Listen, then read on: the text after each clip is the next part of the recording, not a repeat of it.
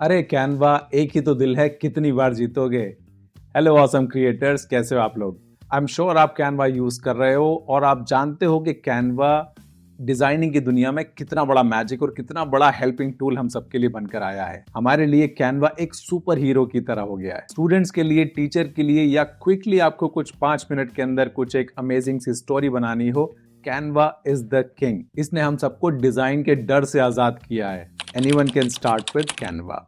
लेकिन क्या आप अभी ये सोचते हैं कि मुझे और ज़्यादा अच्छे डिज़ाइंस बनाने हैं, मुझे कुछ कस्टम डिज़ाइन बनाने हैं, मुझे कुछ लोगो बनाने हैं, कुछ ग्राफिक्स बनाने हैं, कुछ फोटोज़ को प्रोफेशनली एडिट करना है, या फिर अपनी बुक को बहुत प्रोफेशनली डिज़ाइन करना है या कवर पेज बनाना, तो जो कस्टम वर्क होते हैं वहां पर कैनवा थोड़ा सा वीक है। तो तैयार हो जाइए, क्योंकि कैनवा ने हमको एक बहुत अमेजिंग गिफ्ट दे दिया है। उसका नाम है एफिनिटी 3। इमेजिन करो डिजाइनिंग की 3 शक्तियां। आपको ग्राफिक्स बनानी है, आपको इमेजेस प्रोफेशनली अपडेट करनी है, या फिर आपको कुछ बुक डिजाइन करनी है, पैम्फलेट बनाना है, या फिर कुछ प्रिंटिंग के लिए आपको काम करना है। तो पहले आपको 3 अलग अलग टूल्स को यूज करना पड़ता था। तीनों के अलग अलग फाइल एक्सटेंशन होते थे और तीनों को एक जगह से दूसरी जगह मूव करना पड़ता था। एक प्रोजेक्ट को ही अगर मुझे एक जगह से दूसरी जगह मूव करना पड़े तो एक बहुत बड़ा हैसल होता था। लेकिन एफिनिटी 3 के अंदर, जो नया एफिनिटी कैनवा का टूल है, उसके अंदर आपको अलग अलग सॉफ्टवेयर, अलग अलग टूल्स की जरूरत नहीं है। कैनवा ने वो सारे कंबाइन कर दिए हैं एक ही जगह। जब एफिनिटी को लास्ट ईयर कैनवा ने एक्वायर किया था तो उनको एफिनिटी को अपने हिसाब से चेंज करना शुरू कर दिया था, और जब रिलीज करा है इस मंथ तो बहुत बहुत अमेजिंग चीज निकाली है। दोस्तों, आप खुश हो जाएंगे। अगर आप अडोबी या इलस्ट्रेटर बैकग्राउंड से आते हैं तो आपके लिए तो बहुत अमेजिंग चीजें हैं। लेकिन अगर आप फ्रेश स्टार्ट करना चाहते हैं, आपको अभी ग्राफिक डिजाइनिंग करनी है और आपको उसके बारे में कुछ भी नहीं पता है, तो भी एफिनिटी आपके लिए एक बहुत अच्छा पाथ बन जाता है। जो बहुत ज्यादा कॉम्प्लिकेटेड टूल्स अलग अलग यूज करने पड़ते थे पहले, वो सब एक ही जगह आ गए हैं, क्योंकि टूल्स मिलते जुलते हैं एक दूसरे से। कुछ टूल्स ऐसे होते हैं जो सारे सॉफ्टवेयर पर काम आते हैं, तो अगर सभी एक जगह आ जाए तो हमारा यूज करने का तरीका थोड़ा आसान हो जाएगा। तो अब टूल स्विच करने की टेंशन खत्म। डिजाइनर से फोटो, फोटो से लेआउट, सब एक ही विंडो में एक ही फाइल एक्सटेंशन के साथ .af। No more confusing conversions, no more file mess, just one file extension और वन इजी वर्क फ्लो। आप अमेज्ड हो जाएंगे। मैं इसको पिछले 10 दिन से टेस्ट कर रहा हूं, जब से ये रिलीज हुआ है, और मैं आपको बता नहीं सकता, मेरा पुराना फोटोशॉप और इलिस्ट्रेशन वाला जो लव था, जो बचपन से जो लव था, वो वापस आ गया है। मैंने बहुत साल यूज़ किया फोटोशॉप, इलिस्ट्रेटर और ये सारे एडोबी के सॉफ्टवेयर, लेकिन ये इतने एक्सपेंसिव हो गए थे कि मैं अफोर्ड नहीं कर पाता था, और मेरा काम भी कम होता जा रहा था उसका। तो कैनवा पे मैंने मूव किया था 4-5 साल पहले। कैनवा पर मूव करने के बाद मुझे फिर फोटोशॉप और इलिस्ट्रेटर की ज़रूरत नहीं थी, क्योंकि हम डिजिटल मार्केटिंग के लिए, वेबसाइट्स के लिए कंटेंट बनाते हैं, तो वहाँ पर हमारा कैनवा सारे जो रिक्वायरमेंट्स है फुल कर रहा था। लेकिन एफिनिटी के आने के बाद, जब से मैं इसको यूज़ कर रहा हूँ, मैं बहुत एक्साइटेड हूँ इसको यूज़ करने के लिए। और मेरा जो पुराना प्यार था, जो कस्टम डिज़ाइनिंग का, ग्राफिक का, वो सारा प्यार मेरा वापस आ गया है। तो मुझे तो इसको यूज़ करने में बहुत मज़ा आ रहा है, और मैं कैनवा को थैंक्स बोलना चाहूँगा, क्योंकि कैनवा ने हम क्रिएटर्स की लाइफ और आसान कर दी है ना। तो इस वीडियो में हम कैनवा एफिनिटी के यूनिवर्स में पहला कदम रखेंगे। मैं इसका एक क्विक ओवरव्यू दूंगा, जो सारे स्टूडियोज हैं उन सब के बारे में बताऊंगा।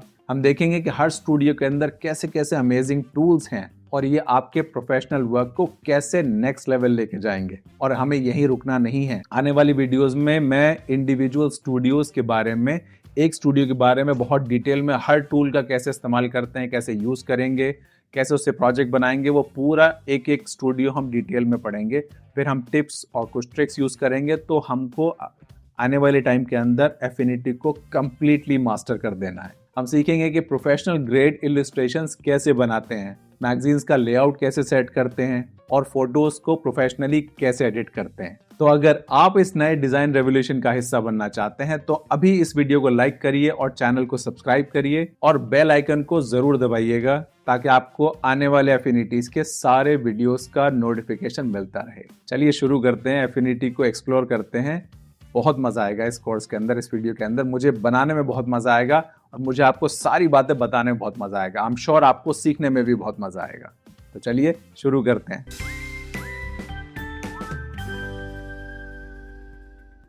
तो अब आ गए हैं हम एफिनिटी के ऐप के ऊपर। जब इंस्टॉल करेंगे तो जो आपका होम पेज आएगा, जो वेलकम पेज आएगा, वो इस तरह आता है, जहाँ से आप अपना कैनवस जो आपको डिज़ाइन करना है वो चूज़ कर सकते हो। तो अभी के लिए हम यहाँ पर प्लस करेंगे तो यहाँ पर आपको ये सारे प्री मेड आपको प्रीसेट्स मिल जाएंगे जो साइज़ के हिसाब से हैं।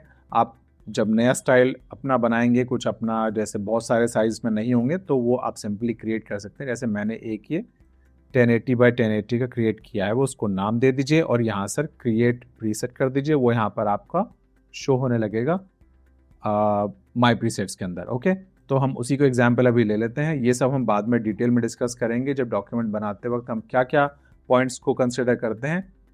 तो इन पॉइंट्स को अभी हमें समझने की ज़रूरत नहीं है, इन सब के बारे में डिटेल कोर्स के अंदर हम बात करेंगे।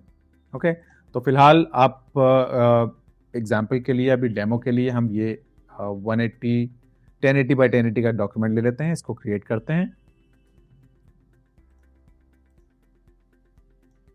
सेकेंड, तो यहाँ सबसे पहले मैं आपको लेआउट के बारे में समझा दूँ। लेआउट अगर आप फोटोशॉप या इलस्ट्रेटर बैकग्राउंड से आते हैं तो मोर और लेस सेम आपको कुछ लुक आ रहा होगा, कुछ वैसी फील आ रही होगी। मैंने डार्क थीम सेलेक्ट करी हुई है, वो भी हम देखेंगे कि हम किस तरह अपने थीम चेंज कर सकते हैं, कुछ लुक चेंज कर सकते हैं, किस तरह से लेआउट चेंज कर सकते हैं, इनको कैसे अपने हिसाब से एक स्टूडियो डिज़ाइन कर सकते हैं, वो भी हम डिटेल कोर्स में सीखेंगे। तो जैसे कि लेफ्ट साइड के अंदर आपको एक पैनल दिख रहा है और एक सेकेंड, ये एक लेफ्ट साइड में आपको पैनल दिख रहा है, एक ये टॉप पैनल है, इसको कॉन्टेक्स्ट पैनल भी कहते हैं। ऊपर नेविगेशन मेन्यू है, ये चेंज नहीं होती है आप चाहे जिस स्टूडियो में काम कर रहे हो। और राइट स्टूडियो में आप राइट साइड में आपको स्टूडियो मिलते हैं, जहाँ पर जैसे जिस स्टूडियो में आप काम कर रहे हैं वो आपके चेंज होते रहते हैं। तो ये एक बेसिक लेआउट है। यहाँ आप देखेंगे तो यहाँ है सारा मैजिक, यहाँ है सारे स्टूडियोज जो एफिनिटी ने आपको एक ही टूल के अंदर दे दिए हैं। तो एक ही टूल में होने के बाद भी ये इतना अच्छे से काम कर रहा है, इतना एफर्टलेसली काम कर रहा है। हाँ, मुझे कुछ 2-4 बग्स दिखे यूज़ करते वक्त, लेकिन of course I am sure कि एफिनिटी की नज़र भी उनके पास होगी, उनके पास उसकी रिपोर्ट जा रही होगी और वो आने वाले टाइम के अंदर इसको रेक्टिफाई कर लेंगे। हमें पूरा यकीन है कैनवा के ऊपर। तो यहाँ हम ऊपर देखेंगे तो हमें यहाँ पर सबसे पहले वेक्टर प्रोफाइल दिखती है, फिर हमें पिक्सल दिखता है, फिर लेआउट, फिर स्लाइस और फिर कैनवा एआई भी, इसके बारे में बताता हूँ अभी। और फिर और बहुत सारे स्टूडियोज़ हैं, जैसे इमेज रीटचिंग के लिए, कलर ग्रेडिंग के लिए, टाइपोग्राफी के लिए भी एक स्पेशल स्टूडियो है। अगर आपको खाली टाइपोग्राफी करनी है तो आप वहाँ जा सकते हैं। और कंपोजिटिंग के लिए अंदर भी, कि अगर आपको कोई इमेज पहले आप कंपोजिट करनी है, उसका कुछ कंपोजिशन बनाना है, तो वहाँ पहले आप कंपोजिशन स्टूडियो में जाके उसका कंपोजिशन बनाइए, फिर आप उसको फर्दर एडिट कर सकते हैं। तो वो भी एग्जाम्पल मैं आपको दिखाऊंगा। ओके, तो सबसे पहले वेक्टर की बात करते हैं, वेक्टर एरिया की बात करते हैं। वेक्टर एरिया पे जैसे ही मैं क्लिक करूंगा, आप देखिएगा लेफ्ट साइड के अंदर आपको यहाँ पर इस एरिया पे थोड़ा सा ध्यान दीजिएगा कि जब मैं वेक्टर पे क्लिक करता हूँ तो यहाँ पर मेन्यू कुछ और आती है। जब मैं पिक्सल पे चेंज करता हूँ तो मेन्यू कुछ डिफरेंट हो जाती है, और लेआउट पे जब करूँगा तो मेन्यू फिर चेंज हो जाएगी। ओके, ये थी पहली चीज़। फिर मैं अगर वेक्टर प्रोफाइल के अंदर ही हूँ और मैं किसी भी टूल के ऊपर एक क्लिक करूँगा तो यहाँ पर ये, इसको कहते हैं कॉन्टेक्स्ट विंडो। जैसे जैसे मैं यहाँ पर ऑप्शंस चेंज करता जाऊँगा, टूल चेंज करता जाऊँगा, यहाँ पर उसके कॉन्टेक्स्ट ऑप्शंस भी चेंज होते चले जाएंगे। ओके, इनके बारे में भी हम अभी ब्रीफली समझेंगे, डिटेल में हम समझेंगे आने वाले कोर्सेज के अंदर। ओके, तो ये हुआ बेसिक स्ट्रक्चर। जैसे ही मैं वेक्टर प्रोफाइल सेलेक्ट करता हूँ या फिर मैं पिक्सल करता हूँ, लेआउट करता हूँ, आप थोड़ी सी आप नज़र डालिए राइट साइड के अंदर, ये है स्टूडियो एरिया। यहाँ पे जब मैं क्लिक करूँगा, लेआउट पे क्लिक करूँगा, तो यहाँ पे मेरे कुछ एडिशनल पाथ ब्रशेज आ जाते हैं, कुछ एक आधा ऑप्शन ही चेंज होगा, ज़्यादा चेंजेस नहीं होते। पिक्सल में भी आप देखेंगे, अगर मैं यहाँ ले आऊँ तो वो सेम ही आपको लेआउट दिखेगा। लेआउट सेक्शन के अंदर भी सेम ही है। स्लाइस में चेंज हो जाता है क्योंकि स्लाइस का काम दूसरा, थोड़ा कटिंग का ही काम है स्लाइस का, तो वहाँ पर हमको इन टूल्स की ज़रूरत नहीं है, डिज़ाइनिंग टूल्स नहीं है। स्लाइस सिर्फ इमेजेस को कट करने के लिए है। फिर कैनवा एआई के अंदर, फिर कैनवा के जो एआई टूल्स हैं वो भी एफिनिटी के अंदर आ गए हैं। तो अगर आप कैनवा यूज़ करते आ रहे हैं अभी तक और आपको बहुत प्यार है कैनवा एआई के टूल से, हम सबको है, तो वो कैनवा के एआई टूल्स यहाँ पर भी आप यूज़ कर पाएंगे। जो क्या मैजिक स्टूडियो है वो यहाँ पर भी यूज़ कर पाएंगे, शायद इसीलिए उन्होंने उसका नाम स्टूडियो करा है मैजिक मीडिया से। फिर रीटचिंग है, वहाँ पर भी रीटचिंग, अगर इमेज को आप रीटच करना उसके लिए भी सेम काइंड ऑफ आपको स्टूडियो मिलता है। कलर ग्रेडिंग के लिए यहाँ चेंज हो जाएगा क्योंकि यहाँ पर हम कलर ग्रेड्स की बात करेंगे। तो मेरा दिखाने का रीज़न ये था कि राइट साइड के ऑप्शन बहुत ज़्यादा चेंज नहीं होते हैं, ऑफ कोर्स थोड़े बहुत चेंजेस होते हैं, लेकिन जो मेजर चेंजेस हैं वो लेफ्ट टूल बार के अंदर होता है। राइट में स्टूडियो के अंदर बहुत ज़्यादा चेंजेस नहीं होते, स्पेशली वेक्टर, पिक्सल और लेआउट सेक्शन के अंदर। ओके, तो सबसे पहले शुरू करते हैं वेक्टर के बारे में। जो पहला टूल है वो है आर्ट वर्क का। ठीक है, आर्ट वर्क अगर आप अडोबी या फिर इलस्ट्रेटर बैकग्राउंड से आते हैं तो आपको पता चल जाएगा आर्ट बोर्ड क्या होता है। लेकिन मैं वीडियो स्पेशली उनके लिए बना रहा हूँ जो शुरू से स्क्रैच से शुरू कर रहे हैं, और आने वाले लेसन्स भी, आने वाले वीडियोस भी उन्हीं के लिए ज़्यादा होंगे जो अभी ग्राफिक डिज़ाइनिंग सीखना चाहते हैं और स्क्रैच से शुरू कर रहे हैं।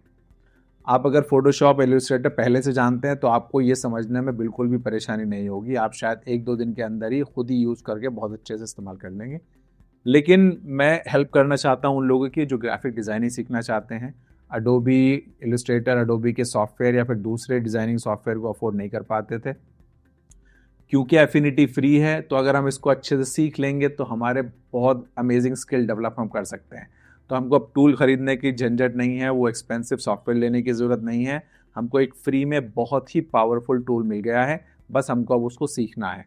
तो मेरा फोकस ज़्यादा उनके लिए है कि जो स्क्रैच से शुरू करना चाहते हैं। ठीक है, अब मैं फोटोशॉप, इलस्ट्रेटर का नाम भी शायद कम लूँगा, अब हम उन्हीं फोकस करेंगे जैसे हम अभी स्क्रैच से सीख रहे हैं।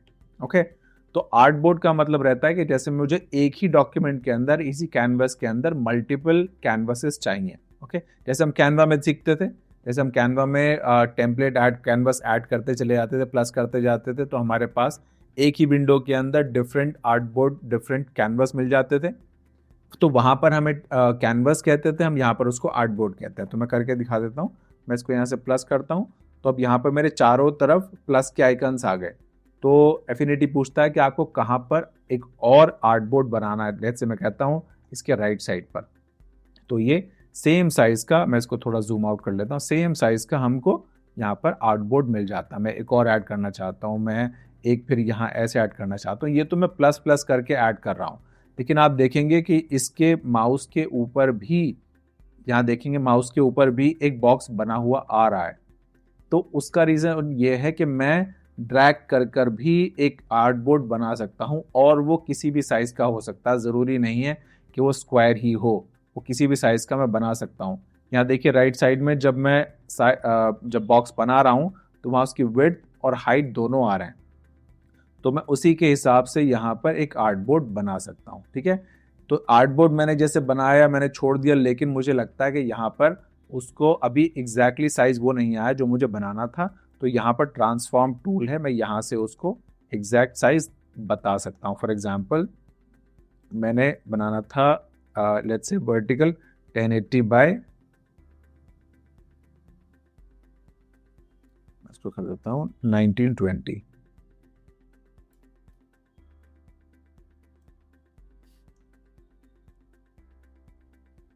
सॉरी,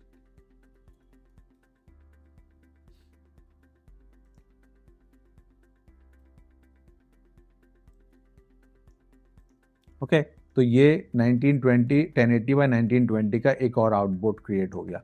तो ये बहुत अच्छी फीचर है कि मुझे आर्टबोर्ड उसी साइज़ के बनाने में कुछ ऑब्लिगेशन नहीं है, मैं किसी भी साइज़ के आर्टबोर्ड बना सकता हूँ। अब इसी के साथ साथ मैं चाहता हूँ कि मैं 1920 बाय 1080 का भी मेरा एक ऐसा आर्टबोर्ड मुझको चाहिए।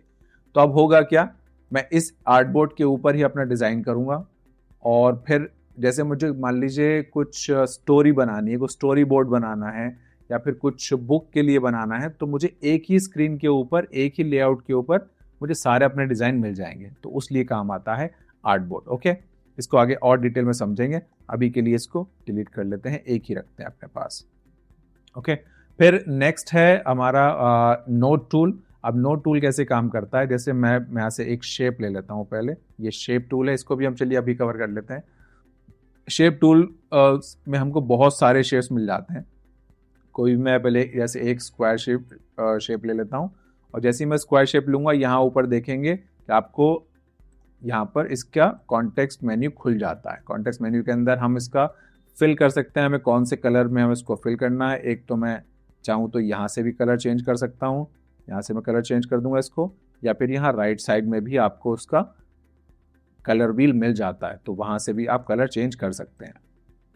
तो मान लीजिए मैंने यहाँ से कलर चेंज कर दिया, और एक हम ले लेते हैं स्टार्स। स्टार हमने ले लिया। अब नोड टूल के ऊपर थे हम। नोड टूल क्या करता है कि जो हमने शेप लिया है उस शेप के जो ये डॉट पॉइंट्स हैं, ये नोड्स कहलाते हैं। इन नोड्स को मैं मॉडिफाई कर सकता हूं इस टूल की मदद से, इस नोड टूल की मदद से। ओके, तो एक तो ये मैं इसको छोटा बड़ा ऐसे ट्रांसफॉर्म कर सकता हूँ, छोटा बड़ा कर सकता हूँ, या फिर मैं पॉइंट ट्रांसफॉर्म टूल भी यूज़ कर सकता हूँ, जिससे एक पॉइंट को पकड़ के मैं उसको रोटेट छोटा बड़ा इस एंकर पॉइंट से मैं उसको बड़ा छोटा भी कर सकता हूँ। अगर एंकर पॉइंट ये हो गया तो मैं यहाँ से छोटा बड़ा कर सकता हूँ और वो इस तरह से रोटेट कर सकता है। ओके, तो नोड टूल उस वहाँ काम आएगा। या फिर मुझे स्टार के कुछ डायमेंशंस चेंज करने हैं, कुछ फीचर्स चेंज करनी है, वो भी यहाँ से हो सकती है नोड टूल से। ठीक है, नोड टूल को और हम डिटेल में कुछ एग्जांपल से करेंगे। अभी हम कवर कर लेते हैं let's say shape tool. Okay, shape tool में मैंने स्टार लिया था। अब इसको एक बार और शुरू से करके देख लेते हैं, क्योंकि हम अभी आ ही गए हैं शेप टूल के ऊपर। तो मैं स्टार ले लेता हूँ। स्टार को अगर मैं शिफ्ट मैं अगर ऐसे दबाऊंगा तो एक ये कुछ कोई भी उल्टा सीधा शेप बन सकता है, लेकिन अगर मैं शिफ्ट क्लिक करके मैं ड्रैग करूंगा तो वो परफेक्ट ट्रांसफॉर्म होगा, परफेक्ट उसका साइज छोटा बड़ा होता है। तो मान लीजिए हम ये साइज अभी ले लेते हैं। तो मैं यहाँ पर आप देख रहे हैं ये रेड डॉट्स हैं और यहाँ पे रेड डॉट्स हैं। इसका मतलब ये है कि मैं अगर इन रेड डॉट्स को अंदर या बाहर करूंगा तो उसका शेप चेंज कर सकता हूँ। बहुत आसान है, बहुत मज़ा आता है। ठीक है, या फिर मैं ये वाले शेप को भी अंदर बाहर करके उसकी जो गोलाई है उसको सर्कल या फिर शार्प बना सकता हूँ, एजी बना सकता हूँ। राइट, तो समझ में आ गया। मैं इसको इंटरनली भी बना सकता हूँ, उसका शेप इस तरह चेंज कर सकता हूँ। तो ये तो हमें यहाँ पर दो ऑप्शन मिल जाते हैं, किसी में मिलेंगे, किसी में ज़्यादा होंगे, किसी में कम होंगे। इसके जो मेन टूल आपको मिलेंगे ये कॉन्टेक्स्ट बार में मिलेंगे यहाँ पर। ओके, तो सबसे पहले हमें यहाँ पे उसका फिल टूल मिल जाता है, तो हम यहाँ से उसका कलर फिल कर सकते हैं। नेक्स्ट हमें यहाँ से उसका स्ट्रोक लगा सकते हैं कि वो स्ट्रोक कौन से कलर का होगा, और उस स्ट्रोक की जो साइज होगा वो कितना होगा, तो ये साइज को आप छोटा बड़ा कर सकते हैं। फिर यहाँ से हम उसके और विड्थ और हाइट वगैरह, और जैसे हम चाहते हैं कि वो आगे से लास्ट में गोल हो या फिर पॉइंटेड हो, वो सारे ऑप्शन यहाँ से कर सकते हैं। इसको हम डिटेल में कवर करेंगे। फिर हमें यहाँ पे मिल जाते हैं कुछ और डिज़ाइन टूल, क्योंकि हमने स्टार सेलेक्ट किया था इसलिए स्टार से रिलेटेड ही हमको कुछ और ऑप्शन मिल जाते हैं। अगर हमने कोई और शेप सेलेक्ट किया होता तो हमको यहाँ पर उसके कुछ एडिशनल प्रीसेट्स मिल जाते। ओके, फिर कर्व्ड एजेस हमको चाहिए, वो यहाँ से कर सकते हैं। फिर ये इंपॉर्टेंट चीज़ है, मुझे यहाँ पर स्टार के अंदर 5 पॉइंट्स मिल रहे हैं। मुझे अगर ये पॉइंट्स बढ़ाने हैं तो मैं यहाँ से इस तरह बढ़ा सकता हूँ। ठीक है, मान लीजिए हम 48 कर लेते हैं और इसको हम कर लेते हैं थोड़ा सा शेप को बड़ा, ताकि आपको और अच्छे से समझ नज़र आ जाए। और अब यहाँ पर और एडिशनल कुछ सेटिंग्स मिल जाती हैं, जैसे इनर सर्कल है, इनर रेडियस है, मैं इसको भी कम ज़्यादा कर सकता हूँ। इस तरह से हम एक बहुत अच्छा सा शेप बना सकते हैं। और यहाँ से मैं कर सकता हूँ आउटर सर्कल को कम ज़्यादा, मतलब आउटर सर्कल जो है, ये बाहर का सर्कल जो है, इस टाइम यहाँ पे एजेस हैं तो इसको भी मैं सर्कल या शार्प बना सकता, पॉइंटेड या शार्प बना सकता हूँ। सेम वे इनर सर्कल को भी मैं इस तरह से ही गोल या फिर शार्प बना सकता हूँ। ठीक है, ये कितना अच्छा शेप बन जाता है। तो खाली एक शेप हमने ट्रायंगल वहाँ से लिया था और यहाँ पर बहुत अच्छे अच्छे उसके डिज़ाइन बन सकते हैं, उसका बहुत अच्छा वेक्टर बन सकता है। ओके, अभी इसके और एग्जाम्पल नहीं लेंगे क्योंकि इस पर तो पूरा हमारा लेसन होगा शेप्स के ऊपर, और शेप्स बनाने में एफिनिटी में बहुत मज़ा आया मुझको। आई एम श्योर आपको ही बहुत मज़ा आएगा। ओके, तो मूविंग ऑन, अभी एक शेप ही मैं यहाँ से लेकर आता हूँ, मैं यहाँ से एक स्क्वायर लेकर आता हूँ और नेक्स्ट टूल जो है नोड के बाद हमारा इसका नाम है कॉर्नर टूल। तो कॉर्नर टूल क्या करता है, कॉर्नर टूल हमारे जो हमने मान लीजिए स्क्वायर सेलेक्ट किया है और इसके अभी जो कॉर्नर्स हैं वो एजी हैं, मतलब बहुत स्क्वायर हैं, तो हमें इसको अगर गोल करना होगा तो जैसे ही मैं माउस के पास यहाँ लाऊंगा तो आप देखेंगे कि एक सर्कल सा बनकर आ रहा है, कर्व सा बनकर आ रहा है।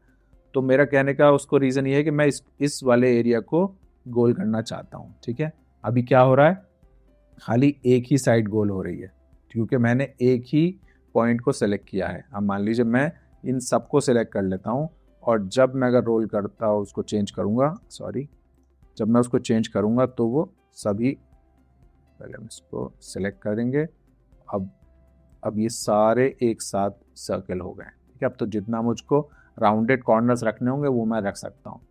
यहीं पे फिर आपका फिर इसके भी कुछ कॉन्टेक्स्ट टूल आपको ऊपर मिल जाते हैं। मुझको पॉइंटेड रखना है या फिर मुझको वो पॉइंटेड रखना है या फिर कर्व रखना है, इस तरह से हैंडल्स निकल जाएंगे। इन हैंडल्स को भी मैं अपने हिसाब से मॉडिफाई करके इंडिविजुअली शेप्स बना सकता हूँ। बहुत अच्छे डिज़ाइनिंग टूल्स, डिज़ाइनिंग शेप बन जाते हैं। ओके, तो ये भी हम आगे सीखेंगे। मूविंग ऑन, फिर है इसके बाद कॉन्टूर। ये बॉर्डर्स को, जो इसके स्ट्रोक्स हैं उसके बॉर्डर को छोटा बड़ा करने के काम आता है। मैं आपको दिखा देता हूँ इसके बारे में। अभी ये मैंने बहुत ज़्यादा टूल अभी यूज़ किया नहीं है, लेकिन इसको ये बस ये जो शेप है इसको, सेम शेप को बड़ा करने के, इस तरह से फैलाने के काम आएगा। तो इसको हम डिटेल में करेंगे। मुझे थोड़ा सा और इसमें रिसर्च करना है कि कहाँ बेस के सिनेरियो हो सकता है इसका। मुझे इसका कोई बहुत ज़्यादा अभी यूज़ मेरे लिए नज़र नहीं आया था, ये मेरे लिए नया टूल है। फिर नेक्स्ट है pen tool. Of course pen tool तो आप बहुत ज़्यादा यूज़ करेंगे। हम इसको पहले यहाँ से डिलीट कर देते हैं। पेन टूल को कंट्रोल करना इनिशियली, अगर आप पहली बार यूज़ करें के पेन टूल को, तो इसको कंट्रोल करना आपके लिए थोड़ा सा मुश्किल हो जाता है, लेकिन एफिनिटी आपको इसको बहुत आसान बनाने की बहुत सारी फीचर्स देता है। फॉर एग्जांपल, अब इसमें चलेगा कैसे, जैसे मैंने यहाँ पर एक पेन को एक क्लिक करा, अब मुझे नेक्स्ट क्लिक करना है, या तो मैं नेक्स्ट सिंगल लाइन क्लिक कर दूंगा और मैं लाइन क्लिक करता चला जाऊँगा, सीधी सीधी लाइन ऐसी चलती चली जाएंगी। ओके, ये मेरा पूरा शेप बन गया और मैं इसको फिर कोई कलर भी दे सकता हूँ इस तरह से। ओके, लेकिन मुझे कर्व चाहिए। मुझे अगर मैं पेन यूज़ कर रहा हूँ तो मुझे कर्व चाहिए होंगे। तो मैं यहाँ पर जब क्लिक करूँगा, जब मैं नेक्स्ट पॉइंट पर क्लिक करूँगा तो मैं उसको छोड़ूंगा नहीं, मैं वहीं से उसको कर्व बना दूँगा कि जैसा मुझको कर्व बनाना है। ठीक है, इस तरह से कर्व बनाता जाऊँगा तो वो मेरा डिज़ाइन कर्व ही बन जाएगा। ठीक है, अगर मैं छोड़ दूंगा, वो सिर्फ क्लिक करता रहूँगा तो वो स्ट्रेट लाइंस क्लिक होंगी, लेकिन अगर मैं उसको कर्व बनाना चाहता हूँ तो वो यहाँ से भी कर्व कर सकता हूँ। लेकिन अगर मान लीजिए कुछ ये पॉइंट स्ट्रेट लाइन था लेकिन आपको ये बनाना था कर्व ही, तो मैं यहाँ से जाकर भी चेंज कर सकता हूँ उस पॉइंट को से। टूल,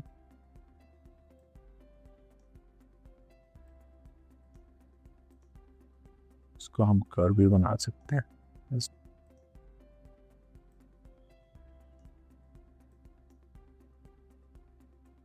कम ऑन,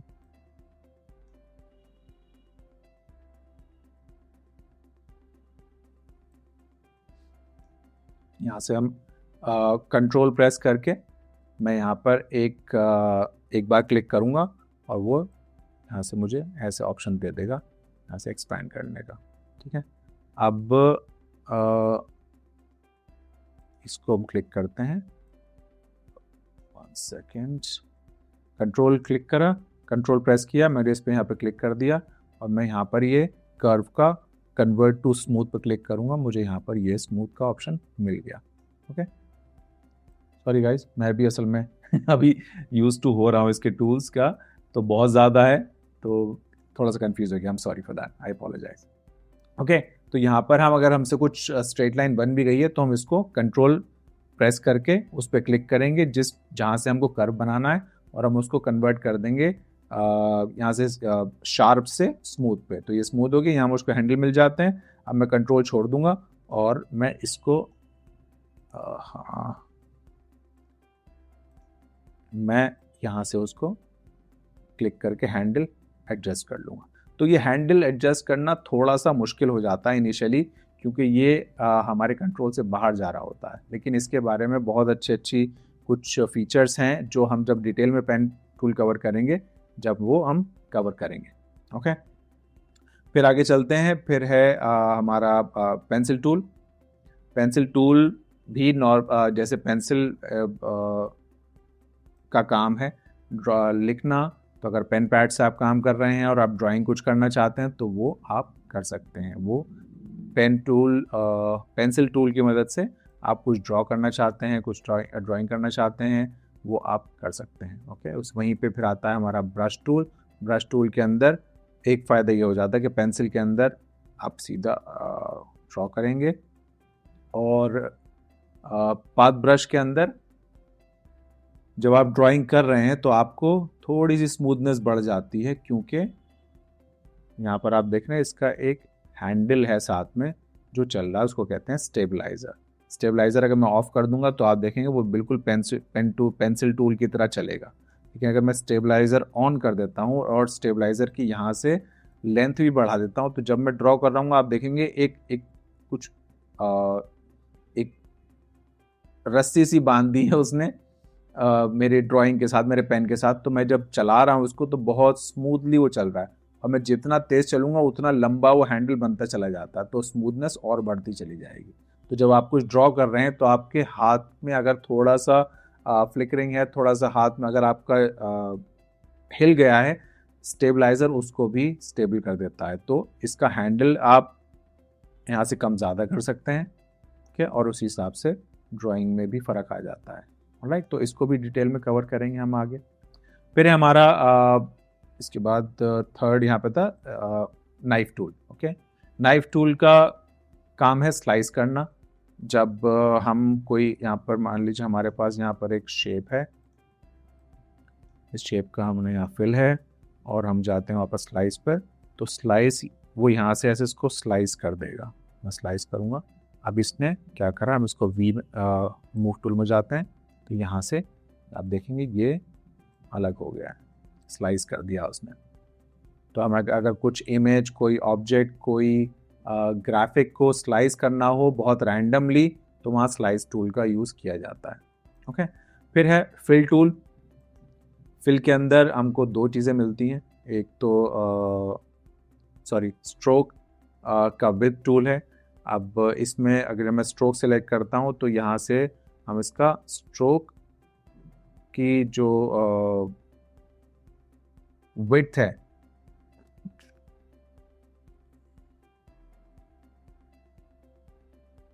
यहाँ से हम चेंज कर सकते हैं ऐसे,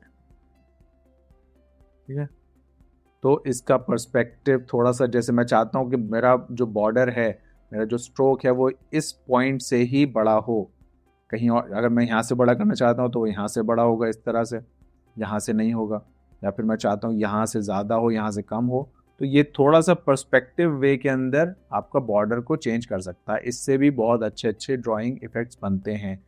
तो जैसे अब मैं इसको क्लिक करूँ तो यहाँ पर इस एरिया पॉइंट को ही मैं खाली अगर बॉर्डर देना चाहूँ तो मैं दे सकता हूँ। मैं इसको अगर नहीं चाहता वापस यहीं आ जाइए तो ये वापस चला जाएगा। अब देखिए बॉर्डर खाली इस पर आ रहा, तो ऐसा जैसे पत्थर का सा शेप होगा वो यहाँ पर नज़र वो लगता है। अगर मैं ऐसे इसका कलर चेंज करके थोड़ा सा हम इसको थोड़ा सा ऐसे बना दें, थोड़ा सा वुड वाला, और इसका फिल कलर हम चेंज कर दें, लेट्स से कुछ ब्राउन, तो ये एक शेड का एक 3D डायमेंशन जैसा लुक भी दे सकता है। तो यहाँ ब्रश स्ट्रोक टूल के अंदर हम पर्सपेक्टिव के हिसाब से स्ट्रोक चेंज कर सकते हैं। बाकी ठीक है, कुछ और भी अच्छे इफेक्ट यहाँ पे डाले जा सकते हैं, जैसे पेपर ओपन वाले इफेक्ट भी यहाँ आते हैं। तो बहुत अच्छे इस्तेमाल होता है। जब हम डिटेल में पढ़ेंगे तो इसकी कुछ और टिप्स यूज़ करूँगा, आपको शेयर करूँगा। ठीक है, फिलहाल इसको करते हैं डिलीट और एक और शेप यहाँ पर ले लेते हैं, कलर चेंज कर लेते हैं इसका थोड़ा सा येलोइश। ओके, तो अब है ग्रेडियंट और फिल टूल। सबसे पहले fill tool, normal fill tool आपको जो कलर फिल करना है आप यहाँ से उसका सॉलिड कलर लीजिए और जो कलर आपको फिल करना है वो यहाँ से आप फिल कर सकते हैं। लेकिन अगर आपको ग्रेडियंट लेना है, पहले हम इसको वापस ग्रीन येलो कर लेते हैं। अगर ग्रेडियंट हमको करना है तो हमें यहाँ से ऊपर जहाँ इसके पर्सपेक्टिव कॉन्टेक्स्ट विंडो हैं वहाँ से ऑप्शंस मिल जाएंगे। जैसे हमको फिल लेना है या स्ट्रोक लेना है, पहले तो हमको वो सिलेक्ट करना होगा। अभी हम फिल की बात कर लेते हैं। तो टाइप में वो सॉलिड रखना है हमको, लीनियर, जैसे हम लीनियर करेंगे वो ग्रेडियंट बन जाएगा, ठीक है, वो फिल नहीं रह जाएगा, वो ग्रेडियंट बन जाएगा। और ग्रेडियंट के अंदर हम यहाँ से पहले इसका मैं कलर चेंज कर देता हूँ ताकि आपको थोड़ा सा समझ में आ जाए, ठीक है। ये देखिए इस तरह का ग्रेडियंट बन जाएगा। अब ये 2 कलर का ग्रेडियंट से मैं चाहता हूँ यहाँ पर एक और भी कलर ऐड करना, तो मैं यहाँ पर जाकर सिर्फ एक क्लिक करूँगा, वो तीसरा कलर भी ऐड हो जाएगा। यहाँ पे मैं चाहिए ये लगा देता हूँ। अब इसको भी मैं एडजस्ट कर सकता हूँ कि कौन सा कलर, ये बीच में जो हैंडल है ये डिफाइन करता है कि कौन से परसेंटेज का कलर ज़्यादा होगा। मैं यहाँ पर अगर इस कुछ रेडिश कलर जो भी है, ब्राउनिश सा, इसको अगर मैं ज़्यादा कर सकता हूँ या फिर ये टील कलर को मैं ज़्यादा कर सकता हूँ, तो एडजस्ट आप अपने हिसाब से कर सकते हैं। तो ग्रेडियंट बनाने के काम ये आएगा। Okay, now next tool is transparency tool. जैसे हमने ग्रेडियंट बनाया वैसे ही हम इसकी ट्रांसपेरेंसी बना सकते हैं, ठीक है। ट्रांसपेरेंसी बनाने के लिए भी, क्योंकि हमारे पास कलर्स उसमें पहले से थे, इसलिए उसने उसी कलर्स को ट्रांसपेरेंट कर दिया है। तो फॉर एग्जांपल अगर मैं यहाँ पर कोई इमेज हम लेकर आएँ और मैं इमेज यहाँ पे प्लेस कर दूँ, और अगर इस इमेज को मैं ट्रांसमिट करना चाहूँ तो मैं ट्रांसपेरेंट टूल पे जाऊँगा और मैं सीधा बस यहाँ से मैं ट्रैक कर दूँगा कि मुझे ट्रांसपेरेंट बनाना कहाँ से है। तो ऐसे बहुत जल्दी किसी भी एंगल से मैं उसको ट्रांसपेरेंसी बना सकता हूँ कि इस एंगल से नहीं, इस एंगल से बनना चाहिए वो, या फिर इस एंगल से बनना चाहिए, वो कितना बनना चाहिए वो भी हम डिफाइन कर सकते हैं। तो वो यहाँ से शुरू होगा और यहाँ पर ख़त्म होगा। तो शुरू वो यहाँ से हो रहा है ट्रांसपेरेंसी उसकी, मैं ट्रांसपेरेंसी कहाँ से शुरू होगी वो भी डिफाइन कर सकता हूँ कि ट्रांसपेरेंसी यहाँ से शुरू होनी चाहिए। तो बहुत क्विकली, बहुत अमेजिंगली, बहुत आसानी से हमने ट्रांसपेरेंसी सेट कर ली। अदरवाइज ये थोड़ा सा टाइम ले लेता है सेट करने के लिए। तो यहाँ हमको मिलते हैं ग्रेडियंट और ट्रांसपेरेंसी। नेक्स्ट है फिर हमारा पेंट ब्रश टूल। तो पेंट ब्रश टूल के अंदर हमें यहाँ पर पेंट ब्रशेस मिल जाते हैं, बहुत अच्छे अच्छे। ये पूरी लिस्ट है। इसके लिए तो हमें बहुत बहुत बहुत रिसर्च, बहुत पढ़ाई करनी है। ब्रशेस सबसे इम्पॉर्टेंट चीज़ हैं मास्टर करने इन डिज़ाइनिंग टूल्स के अंदर। तो ब्रशेस पर हम डिटेल में पढ़ेंगे। अभी के लिए जब हम ब्रश सेलेक्ट करते हैं तो हमें यहाँ पर ये लिस्ट मिल जाती है, हमारे एनालिटिक्स वाले ब्रश चाहिए। तो यहाँ ये जो साइज़ आप देख रहे हैं, ये साइज़ जो है ये इसका विड्थ बताता है कि वो कितनी मोटाई है उस ब्रश की। तो अगर मैं ये सिलेक्ट करता हूँ तो ये देखिए 128 की उसकी मोटाई है। ओके, तो ब्रश स्ट्रोक ब्रशेस के लिए आप पूरा सेक्शन है, यहाँ से आप ब्रश पिक कर सकते हैं और फिर हम ब्रशेस बनाना भी सीखेंगे इसके डिटेल कोर्स के अंदर। फिर शेप्स हम कर ही चुके हैं, सारे शेप्स यहाँ पर दिख जाएंगे आपको। शेप्स के बाद है शेप बिल्डर। अब जैसे मैंने आपको दिखाया था, इनको भी हटा देते हैं, इसको भी हटा देते हैं, इसको भी हटा देते हैं, इसको भी हटा देते हैं। एक शेप ले लेते हैं, ये शेप ले लेते हैं और कैनवा के अंदर, सॉरी एफिनिटी के अंदर जो आपकी लास्ट सेटिंग होगी वो एफिनिटी नेक्स्ट, अगर आप कोई वैसा ही एक्शन कर रहे हैं जैसे हमने लास्ट अपने शेप के अंदर ग्रेडियंट लगाया था 3 कलर का, नेक्स्ट शेप जब हमने बनाया तो एफिनिटी ने हमको वही दोबारा दे दिया, तो वो हम उसको चेंज कर सकते हैं, हम उसको वापस सॉलिड में ले आते हैं। ओके, तो शेप बिल्डर टूल के बारे में जैसे हम यहाँ पर अभी ये टूल बना रहे हैं, तो जब मैं शेप बिल्डर टूल के ऊपर क्लिक करूंगा तो मुझे वही ऑप्शन मिल जाएंगे जो मुझे वहां ऊपर मिल रहे थे। ओके,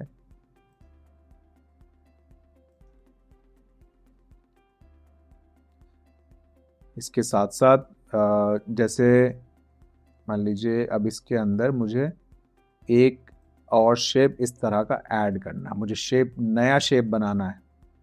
एक नया शेप बिल्ड करने के लिए मैंने यहाँ पर एक और ये सर्कल यहाँ पे ऐड कर दिया इसके साथ, ऐसे।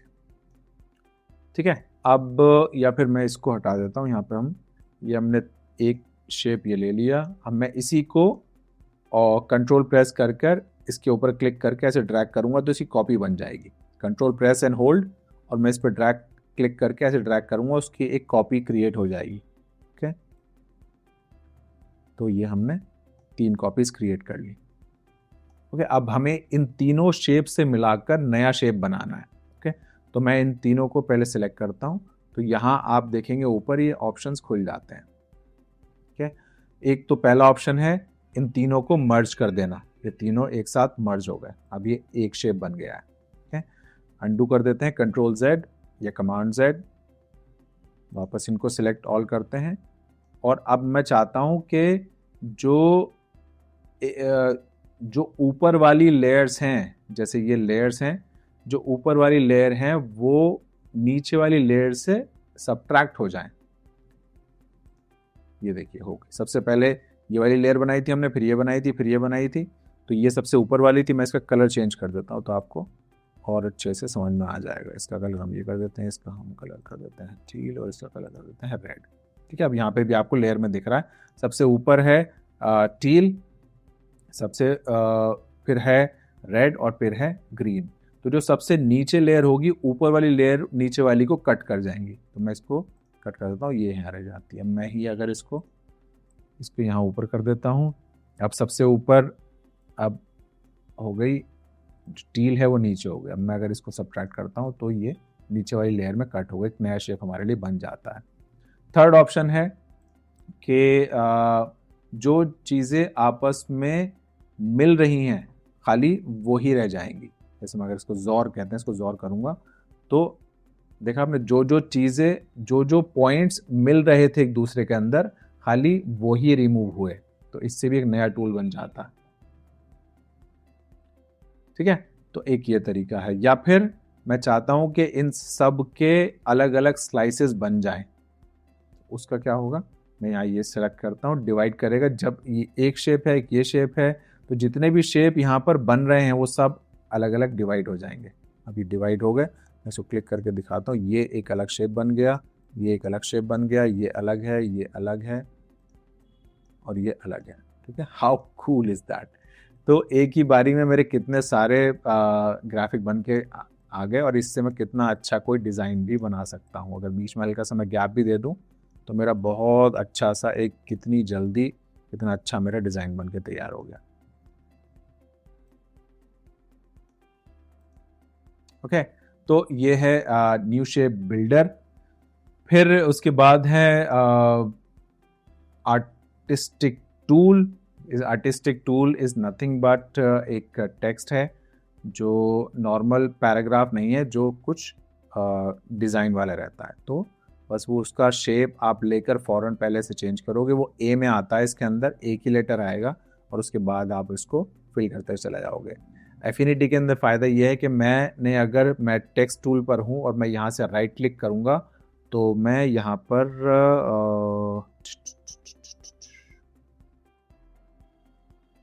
इसमें नहीं आएगा,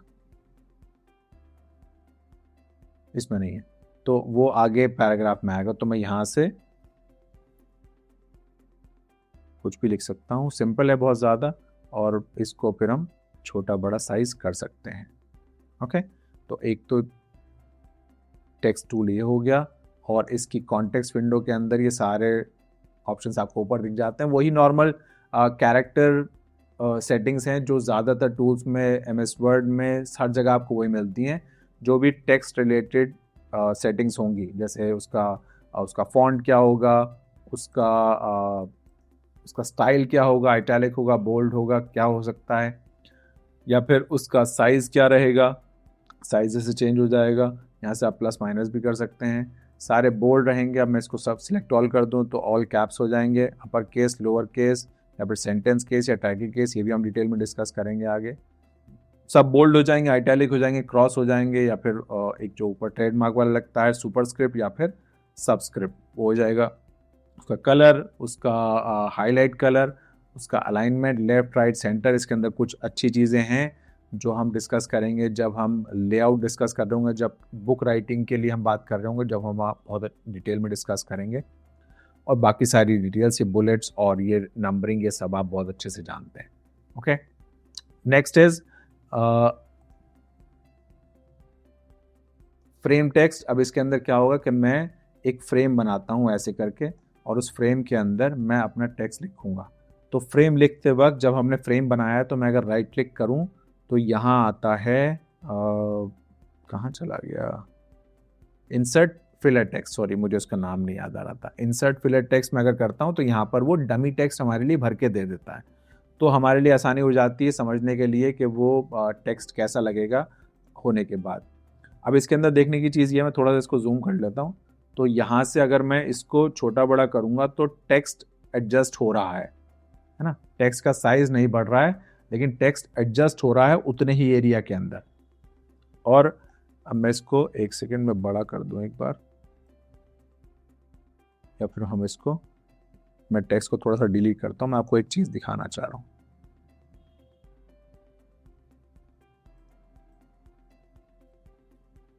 ओके, डोंट टेल मी ये सारा एक साथ ही डिलीट होगा. ओके, तो अगर मेरा टेक्स्ट आगे मान लीजिए ज़्यादा है तो क्या होगा. ये टेक्स्ट बहुत बड़ा टेक्स्ट है. मैं इसको एक बार ऊपर करके दिखाता हूँ. यहाँ से इसको हटा देता हूँ, हमें इसकी ज़रूरत नहीं है. इसको डिलीट कर देते हैं. इस पर आते हैं. इसका टेक्स्ट आप देखिए बहुत लंबा टेक्स्ट है, चलता चला जा रहा है. तो अगर मेरा, मुझे लगता है कि मेरा बॉक्स से ज़्यादा टेक्स्ट है, तो आपको यहाँ ये एक ऐसा ये जो एरो है, ये आपको ये एरो नज़र आएगा. ओके, और अगर आपका टेक्स्ट इस बॉक्स के अंदर आ रहा है तो वो पूरा नज़र आएगा. तो आपको पता चल जाएगा कि अगर ये एरो यहाँ पर आ रहा है, ट्रायंगल यहाँ पर आ रहा है, इसका मतलब आपके टेक्स्ट अभी कुछ हिडन टेक्स्ट है जो आपको चेक करना पड़ेगा. ओके, तो ये तो हो गई एक बात. फिर मुझे अगर इस टेक्स्ट का साइज छोटा बड़ा करना है तो मैं ये वाले हैंडल यूज करूंगा. दो हैंडल दिख रहे हैं ना आपको, देखिए दो हैंडल दिखते हैं. एक इनर हैंडल है, इस हैंडल से मेरा खाली जो बॉक्स है वो छोटा हो रहा है, टेक्स्ट का फॉन्ट का साइज छोटा नहीं हो रहा है. लेकिन दूसरे हैंडल से वो टेक्स्ट एडजस्ट नहीं हो रहा होता. आप देखेंगे कि वो साइज पूरा टेक्स्ट का छोटा बड़ा हो रहा है. ठीक है, तो दोनों हैंडल को ध्यान से यूज कीजिएगा. अंदर वाला है खाली बॉक्स को छोटा बड़ा करने का, फॉन्ट का साइज छोटा बड़ा नहीं होगा. और बाहर वाला है उससे फॉन्ट का साइज बड़ा होता है. ओके, देन उसके बाद है इमेज को प्लेस करने का टूल. मैं अगर इमेज प्लेस टूल यूज करता हूं तो मेरी गैलरी खुल जाएगी और मैं कोई इमेज लूंगा. तो अभी देखिए इमेज यहाँ नहीं नजर आ रही है, अभी हम इमेज टूल पर नहीं है, यहाँ नजर नहीं आ रही है. तो मुझे उसको एक सेकेंड, अभी हम इस पर ही हैं, इसको हम कर देते हैं डिलीट. वो इसके अंदर ही आ गए थे, इसको हम कर देते हैं डिलीट और हम जाते हैं इमेज प्लेस टूल के ऊपर.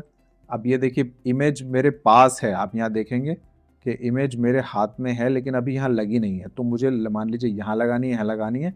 मैं क्लिक करके इस तरह से ड्रैग करूँगा, तो जितनी बड़ी मुझको इमेज लगानी है मैं उसको ड्रैग करता चला जाऊँगा और फिर रिलीज़ कर दूँगा. फिर यहाँ से होल्ड करके एडजस्ट कर सकता हूँ. क्या ये जैसे बड़ी हो रही है, हम इसको यहाँ से छोटी कर सकते हैं, छोटी कर लेते हैं इस तरह से. ये इमेज प्लेस टूल है. एक और एग्जांपल दिखा देता हूँ. फिर हम जाते हैं, ये लेते हैं. अभी इमेज यहाँ पर लगी नहीं है तो मुझे क्लिक और ऐसे ड्रैग करके लाना होगा इमेज को प्लेस करने के लिए. फिर मैं उसको होल्ड करके चेंज कर सकता हूँ. ठीक है, फिर हम इसको थोड़ा सा यहाँ से जाकर ऐसे ट्रांसपेरेंट कर देते हैं और इसको यहाँ से ट्रांसपेरेंट से, और इसको हम यहाँ से ट्रांसपेरेंट कर देंगे तो ये इस तरह से मिक्स हो गई. ओके, तो ये देखिए इतनी जल्दी मैं दोनों इमेजेस को मिक्स कर दिया सिर्फ इस टूल की वजह से. बहुत काम का टूल है. फिर है हमारे पास क्रॉप टूल. तो crop tool, simple crop tool आपने बहुत बार यूज़ किया होगा. हमें यहाँ पर क्या क्रॉप करना है वो क्लिक करके हम इसको ऐसे क्रॉप कर सकते हैं. तो वो हमको एरिया डिफाइन कर देगा कौन सा क्रॉप, ये यहाँ से आप एडजस्ट कर दीजिए और वो क्रॉप दोनों सिलेक्टेड थी. सॉरी, एक को हम डिलीट कर देते हैं, कंफ्यूजन हो रही है. किसी भी इमेज को डिलीट करने के लिए आप उसको होल्ड और यहाँ पर बिन है उसको उस पर डिलीट कर सकते हैं। इसका मैं ग्रेडियंट भी डिलीट कर देता हूँ अभी के लिए।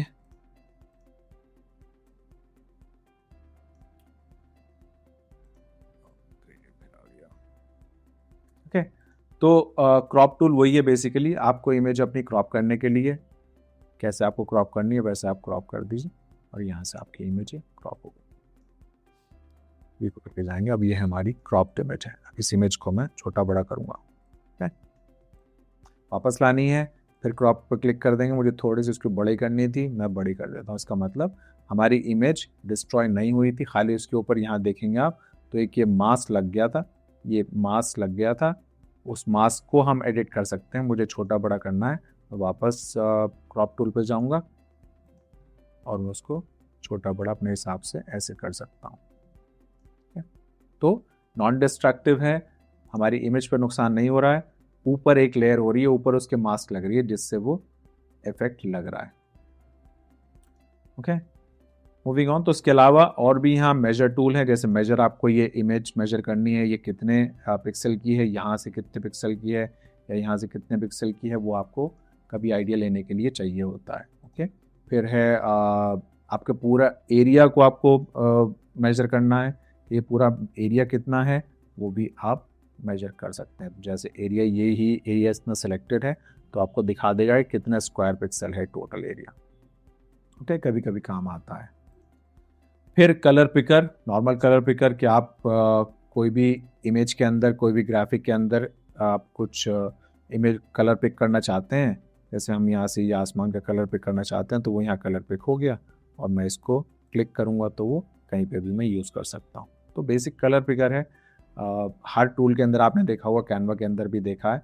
और स्टाइल पिकर टूल के अंदर मुझे अगर इस इमेज का स्टाइल कॉपी करके कहीं और लगाना है तो वो मैं यहाँ से पिक करके यहाँ लगा दूंगा। तो अभी ये तो ब्लैंक है, लेकिन यहाँ पे 2 इमेजेस होती और एक इमेज के ऊपर मैंने कुछ स्टाइल लगा रखा है तो दूसरी इमेज पर भी वही स्टाइल पेस्ट हो जाएगा, इसलिए ये स्टाइल पिकर टूल है। ओके, फिर व्यू टूल, ये करने से बस आपका हैंडल बन जाता है। आई डोंट नो कि वो किस सिचुएशन में यूज़ होगा। आपके लिए शॉर्ट की है कि आप स्पेस बार क्लिक करिए और वो स्पेस बार से भी वही काम हो जाता है। जैसे मैं यहाँ आ गया और मैंने जैसी स्पेस बार दबाया वो मैं उसको मूव कर सकता हूँ। तो आई होप कि आपको इसकी कोई ज़रूरत हो, लेकिन नॉर्मली ये 2 टूल ऐसे हैं कि आप इनको हार्डली कभी यूज़ करोगे। 99% लोग शायद नहीं करते होंगे मेरे ख्याल में। व्यू टूल है, माउस स्पेस क्लिक करके आप उसको ड्रैग इधर आधर कर सकते हैं। जूम टूल है, कंट्रोल एंड कमांड प्रेस और जूम माउस को स्क्रॉल अप स्क्रॉल डाउन, ये जूम का शॉर्ट कीज हैं। ओके, मेरा फोकस ज़्यादा शॉर्ट कीज पे रहता है, मैं ज़्यादा कीबोर्ड पर काम करता हूँ, तो मैं आपको बताता भी रहूँगा कि अगर आपको वो आपकी प्रोडक्टिविटी थोड़े से बढ़ा देते हैं कि अगर आप माउस यूज़ कर रहे हैं या कीबोर्ड यूज़ कर रहे हैं तो आप जल्दी जल्दी काम कर पाएंगे। ओके, तो कंट्रोल होल्ड करना है, अपने पिंकी फिंगर से उसको कंट्रोल को होल्ड रखना है। ये फिंगर आपकी यहीं रहती है ज़्यादातर और आपकी इंडेक्स फिंगर रहती है ऑल्ट के ऊपर। ओके, और आपकी ये वाली रिंग फिंगर रहती है शिफ्ट के ऊपर। ओके, तो आपकी पिंकी फिंगर आप कंट्रोल पर रखिए और जूम इन जूम आउट ऐसे कर सकते हैं। ओके, और स्पेस बार से आप इसको मूव करेंगे, हैंडल बन जाता है, इसको मूव करेंगे। ऑलराइट, तो इसके अलावा भी बहुत सारे टूल्स हैं यहाँ जो एफिनिटी आपको देता है, इनको चेकआउट कीजिएगा। ये इतने रेलिवेंट नहीं है, काम के हैं, लेकिन अभी स्टार्टिंग पॉइंट के लिए आपके इतने काम के नहीं हैं।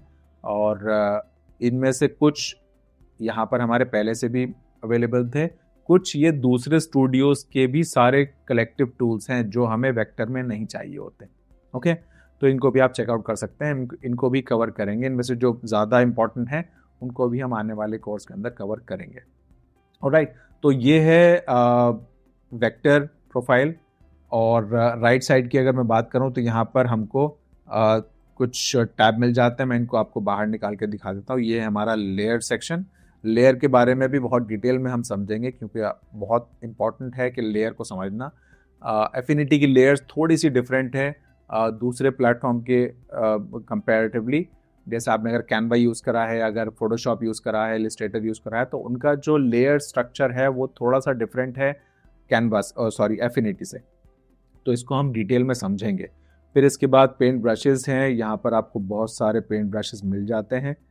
इसको आप ड्रैग करके चेकआउट करेंगे। यहाँ पर कैटेगरीज़ हैं, यहाँ पर अगर मैं जाऊँ इमेज ब्रशेज़ में तो आपको यहाँ पे बहुत अमेजिंग, बहुत अच्छे ब्रशेज़ मिल जाएंगे। जैसे मैं आपको एक एग्जांपल दिखा देता हूँ कि वो कैसा होगा। जैसे हम पेंसिल टूल लेते हैं, ब्रश टूल लेते हैं,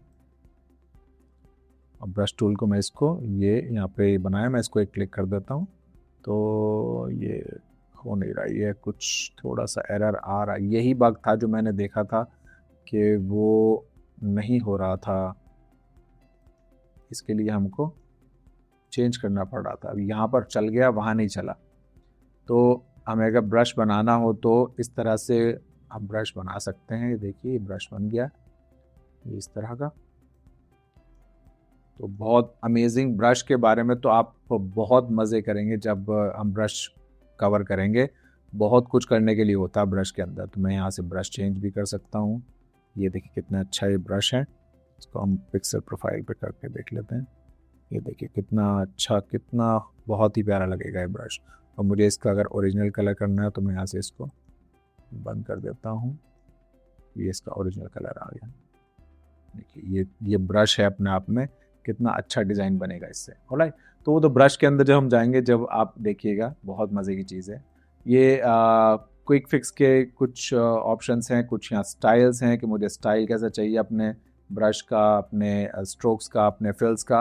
यहाँ से रेडीमेड कुछ स्टाइल्स मिल जाते हैं और हम अपने स्टाइल्स भी बनाएंगे आने वाले टाइम में।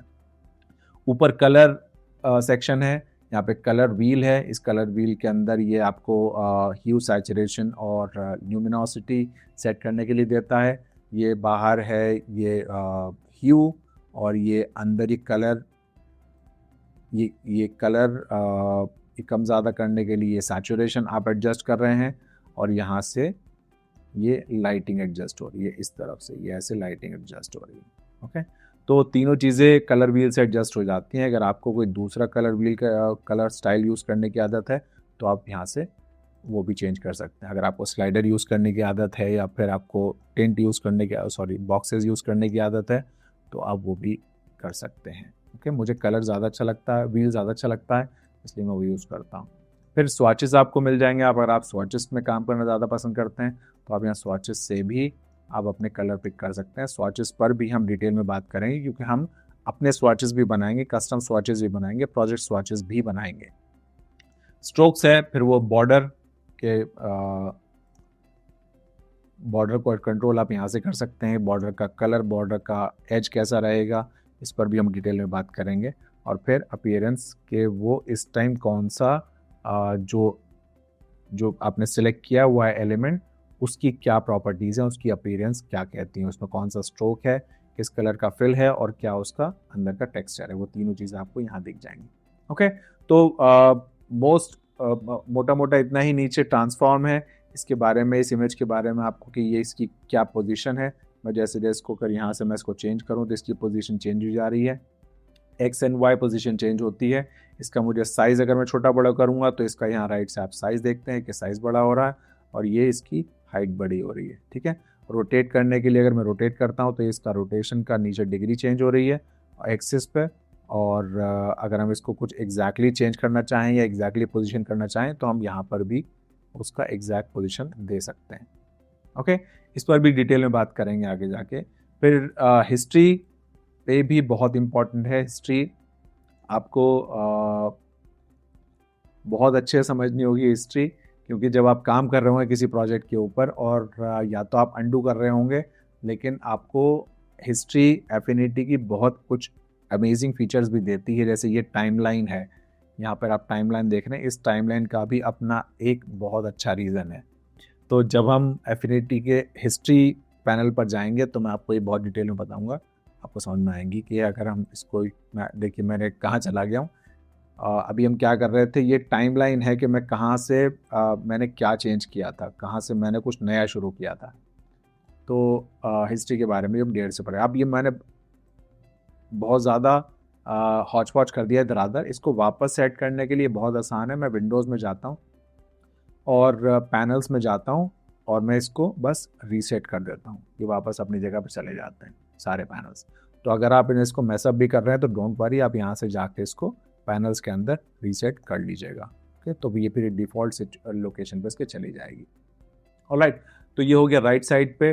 टॉप में आपको ये कुछ शॉर्टकट्स मिलते हैं वेक्टर के, ये चेंज नहीं होते हैं, ये ऐसे ही रहते हैं। यहाँ पे कुछ और आपको बूलियन कुछ ऑप्शंस मिलते हैं, फ्लिप करने का ऑप्शन मिलता है। जैसे हमको ये इमेज, मान लीजिए इस इमेज को हमें फ्लिप करना है तो हम इसको क्लिक करते हैं, इसको हम फ्लिप कर देते हैं हॉरिजॉन्टल, वर्टिकल, जैसे जैसे हमको फ्लिप करना हो। यहाँ पे 4 ऑप्शन आ रहे होते हैं। ओके, तो इनके बारे में भी और पढ़ेंगे। ये फिर ये बहुत इंपॉर्टेंट है फीचर, आपने हर जगह यूज़ करी होगी, क्लिप करने की, स्नैप करने की। कहीं क्लिप कहते हैं, कहीं स्नैप कहते हैं। तो स्नैप करने में जैसे अगर मैं इसको माउस को लेके जा रहा हूँ तो ये जहाँ जब पहुँचेगी वो एकदम से स्नैप हो जाती है, अपने ना एकदम से ये स्नैप हो रही है। तो अगर ये इनेबल नहीं होगा तो आपको ये इफेक्ट नहीं आएगा, वो स्नैप नहीं हो रही होगी। तो स्नैपिंग आपकी हेल्प करती है थोड़ा सा एग्जैक्ट। अब मैं इसको अगर एग्जैक्टली फिट करना हो तो शायद मुझे 2-4 सेकेंड लग जाएंगे, लेकिन अगर स्नैपिंग ऑन है तो वो खुद ब खुद जैसे हो जाएगा, वो मैग्नेट की तरह अपने आप को स्नैप करेगा। इसीलिए उसका आइकन भी आप देखेंगे मैग्नेट की तरह है। वहीं हमको क्विक एक्सपोर्ट करने के लिए एफिनिटी यहाँ ऑप्शन देता है। यहाँ से अगर क्योंकि मैं वेक्टर में हूँ इसलिए पीएनजी का ऑप्शन दे रहा है, लेकिन मैं इसको यहाँ से चेंज भी कर सकता हूँ। तो नेक्स्ट टाइम अभी मैं जो प्रीसेट चूज़ करूँगा, नेक्स्ट टाइम वो उसको वही याद रखेगा। तो क्विकली अगर मुझे एक्सपोर्ट करना है तो मैं सीधा एक्सपोर्ट क्लिक करूँगा और वो सेव हो जाएगा डॉक्यूमेंट। तो मुझे यहाँ जाके ऐसे एक्सपोर्ट करने से में जो टाइम लग रहा है वो थोड़ा सा आसान कर देता है एफिनिटी। यहीं ऊपर ही ऑप्शन दे दिया, करते करते फौरन आपने एक्सपोर्ट कर दिया ऐसे। ओके, तो ये हो गया वेक्टर के बारे में। अब चलते हैं हमारे नेक्स्ट स्टूडियो की तरफ।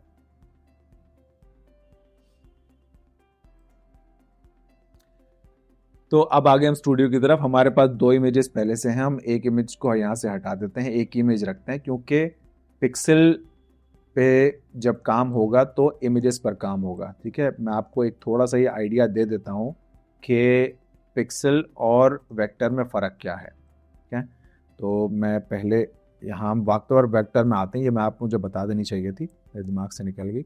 मैं यहाँ पर एक सर्कल ले लेता हूँ, 2 मिनट में समझ जाएंगे आप। मैं यहाँ पे एक सर्कल लेता हूँ, यहाँ पर एक शेप ड्रॉ कर लेता हूँ और इसको हम फिल कर देते हैं। ये फिल है, ये स्ट्रोक है, ये स्ट्रोक का कलर है, और ये अगर इसको क्लिक कर देंगे तो ये फिल कलर हो जाता है, मतलब उसके अंदर हम क्या फिल कर रहे हैं। और मैं वी करता हूँ, वी है शॉर्टकट मूव टूल का, तो मुझे यहाँ जाने के बाद भी पता चल जाएगा कि ये मूव टूल है।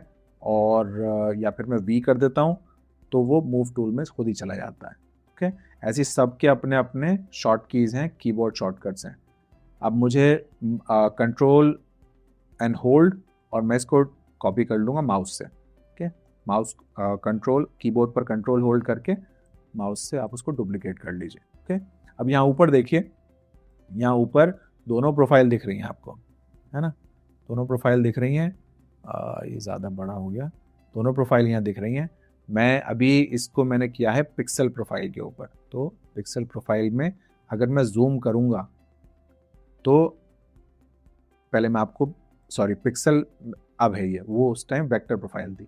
तो पिक्सल में जब मैं किसी भी इमेज को या फिर किसी भी ग्राफिक को जूम करता हूँ तो जितना आप जूम करूँगा आप देखेंगे ये नीचे जूम करने के बाद कुछ स्क्वायर्स हैं जिससे ये हमारी इमेज बन रही है, जो हमारा ये ग्राफिक बन रहा है, वेक्टर बन रहा है, ये स्क्वायर्स से बन रहा है, तो उसे कहते हैं पिक्सल। अब ये 1 पिक्सल है, ये एरिया, ये 1 पिक्सल है। ओके, तो एक इमेज के अंदर कितने पिक्सल होंगे ये डिपेंड करता है, उसकी क्वालिटी वो बनाते हैं। जितने ज़्यादा पिक्सल होंगे एक इमेज के अंदर उतनी ज़्यादा अच्छी क्वालिटी होगी। अगर मान लीजिए मैंने 100 बाय 100 की एक इमेज बनाई है और मैं उसको अगर किसी बड़े स्क्रीन पे दिखाऊंगा तो वो तो बड़ी दिखेगी ना, फिर वो बड़े स्क्रीन पे बड़ी इमेज दिखेगी। लेकिन मेरी इमेज तो 100 बाय 100 की थी, तो जब वो बड़े स्क्रीन पे दिखी थी कि उसको कहते हैं फिर पिक्सलेट हो गई है, कहते हैं ना इमेज फट रही है।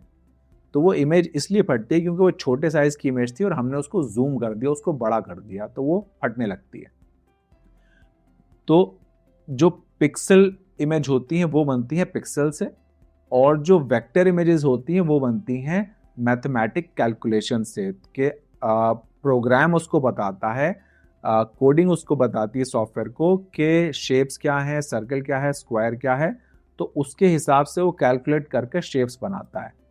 तो अभी हम पिक्सल प्रोफाइल के अंदर हैं। देखिए अगर मैं इसको ही अगर वेक्टर प्रोफाइल में कन्वर्ट कर दूंगा, वेक्टर मोड के अंदर कर दूंगा, तो यही इसके शार्प एजेस, जो एजेस ऐसे एजी हो रहे हैं वो एकदम से देखिए कैसे शार्प हो जाते हैं। ठीक है, अब मैं इसको कितना ही जूम करता जाऊं, ये लाइन के ऊपर मुझको पिक्सल नहीं नजर आएगा, है ना। और बाय द वे शायद 1 मिलियन तक आप जूम कर सकते हैं एफिनिटी के अंदर, और आपका सिस्टम अगर ठीक ठाक है तो लैग नहीं करता। यहाँ पे देखिए ये दिख रहा है, यहाँ देखिए आपको दिख रहा है कि कितना परसेंटेज हमने, कितना परसेंट हमने इसको जूम कर दिया है। ये है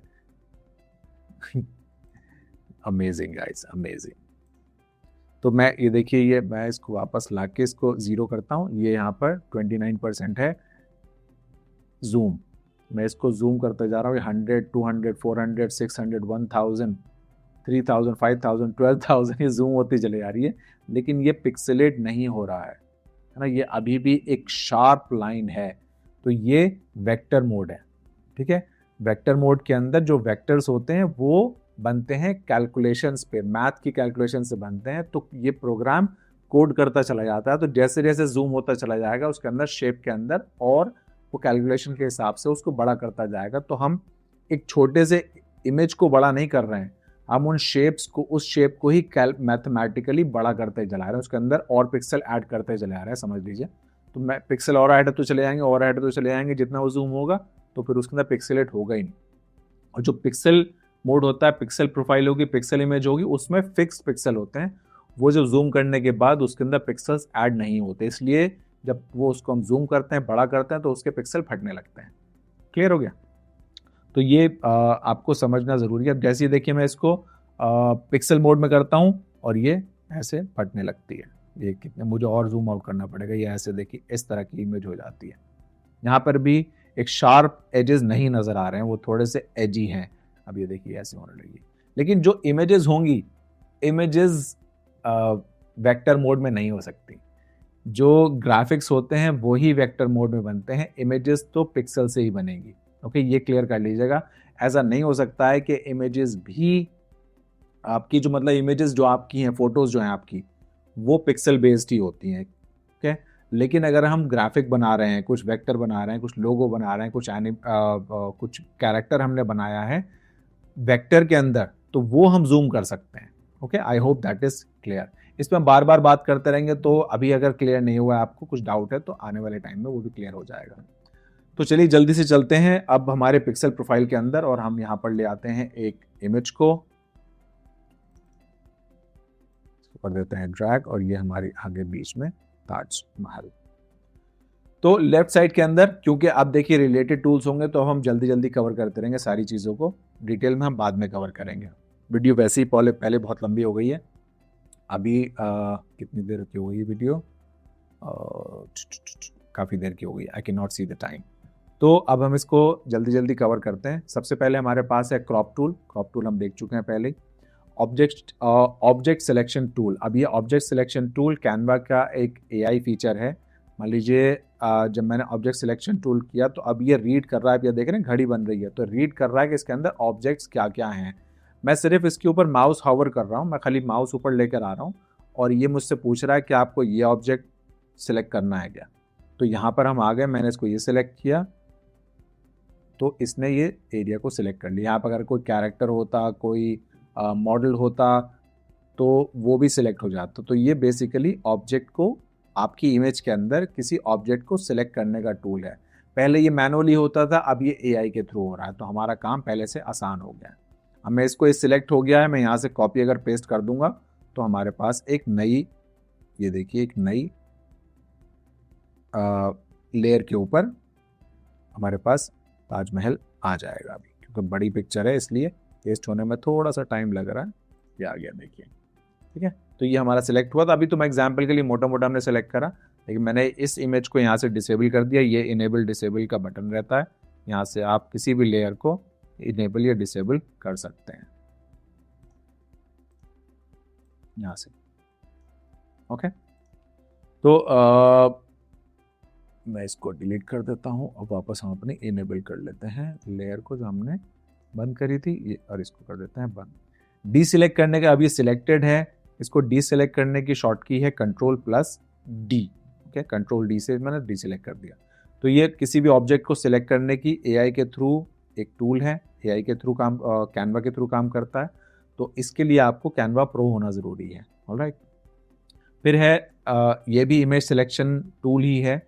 इसमें मैं मैनुअली सेलेक्ट करता हूँ। मैंने यहाँ पे एक क्लिक एंड ड्रैग किया और मैं इसको प्लस करते जा रहा हूँ। इसको मैं यहाँ से ऐसे में ये सिलेक्ट किया मैंने। अब मुझे इसमें और प्लस करने हैं, तो यहाँ पर ये 4 टूल हैं। मुझे इसी सिलेक्शन के अंदर अगर और सिलेक्शन ऐड करने हैं तो मैं यहाँ पर ये क्लिक करूँगा। तो अब ये जैसे मैंने एक पहला वाला सिलेक्ट किया था, अगर मैं दोबारा क्लिक करता हूँ तो पहले वाला ख़त्म हो जाएगा, है ना। कहीं और क्लिक करता हूँ तो वो ख़त्म हो जाएगा। लेकिन अगर मुझे इसी सिलेक्शन के अंदर और सिलेक्शन ऐड करना है तो मैं ये सेकंड ऑप्शन चूज़ करूँगा जो कहता है ऐड।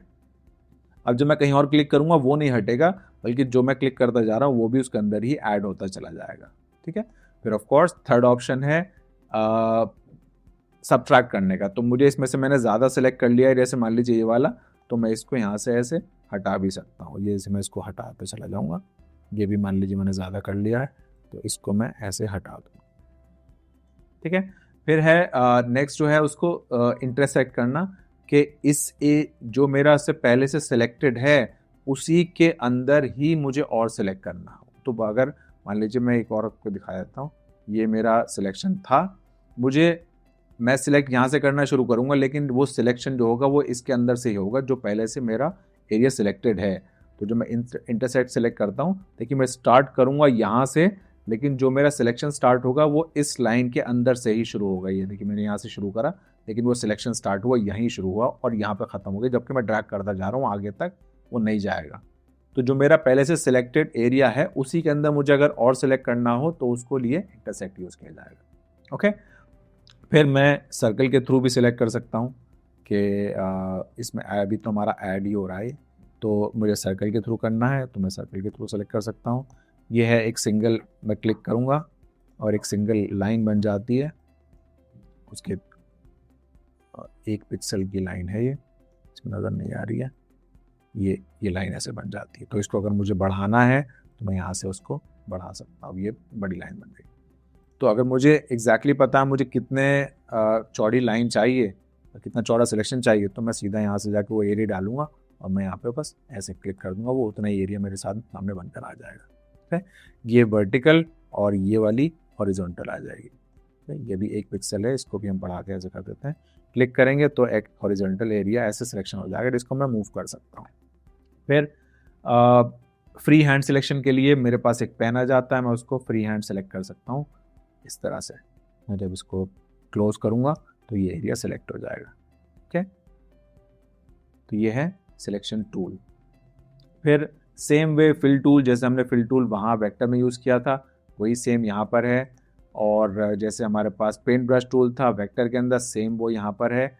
इरेज टूल वहाँ पर भी था, यहाँ पर भी है। जो भी मुझे कुछ इरेज करना होगा अपनी इमेज का, मैं यहाँ से उसको कर सकता हूँ। ये क्योंकि मैंने एरिया सेलेक्ट कर रखा है पहले से, इसलिए वो उसी एरिया के अंदर ही डिलीट कर रहा है, बाहर से नहीं करेगा। तो मुझे अगर कुछ डिलीट करना है तो मैं पहले एरिया सेलेक्ट कर सकता हूँ पेन टूल से या किसी भी हिसाब से। मान लीजिए मैंने इसको एरिया यहाँ से सिलेक्ट किया है,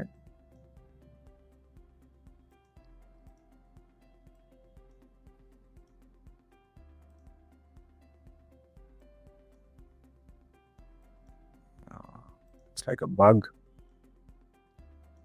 खैर, तो इरेज टूल हम अपने एरिया को या इमेज के ऊपर ही मैं आपको डिलीट कर सकता हूँ। जैसे मैं डायरेक्ट भी मैं ऐसे डिलीट कर सकता हूँ, या फिर मेरे को एरिया सेलेक्ट करके भी डिलीट करता हूँ। नॉर्मल बेसिक इरेजर टूल है। तो बैकग्राउंड इरेज टूल, मैं इसका बैकग्राउंड डिलीट करना चाहता हूँ तो ये बैकग्राउंड डिलीट करेगा। ये हमको डिफाइन करना होगा इसमें बैकग्राउंड है क्या, तो वो उसी हिसाब से बैकग्राउंड रिमूव करेगा। जैसे इसको लगता है कि ये बैकग्राउंड है तो ये बैकग्राउंड रिमूव कर रहा है, लेकिन हमको उसको बैकग्राउंड दिखाना पड़ेगा। यहाँ से ये एक जैसे पिक्सल के जो वो होगा, एक जैसे कलर के जो पिक्सल होंगे वो रिमूव करेगा। तो यहाँ पर looks like a bug guys, इसको हम डिलीट कर देते हैं थोड़ा सा। नहीं, ये छोटा सा मुझे बग लग रहा है, एक बार हम इमेज चेंज करके दूसरी लाते हैं। वो थोड़ा सा मुझे कहीं कहीं अभी है, थोड़ा सा सब में होता है। देखिए वो आपने जो भी सॉफ्टवेयर यूज़ करेंगे वो थोड़ा बहुत बग आपको मिल जाता है। वापस जाते हैं इरेज टूल पर, तो why is it not working?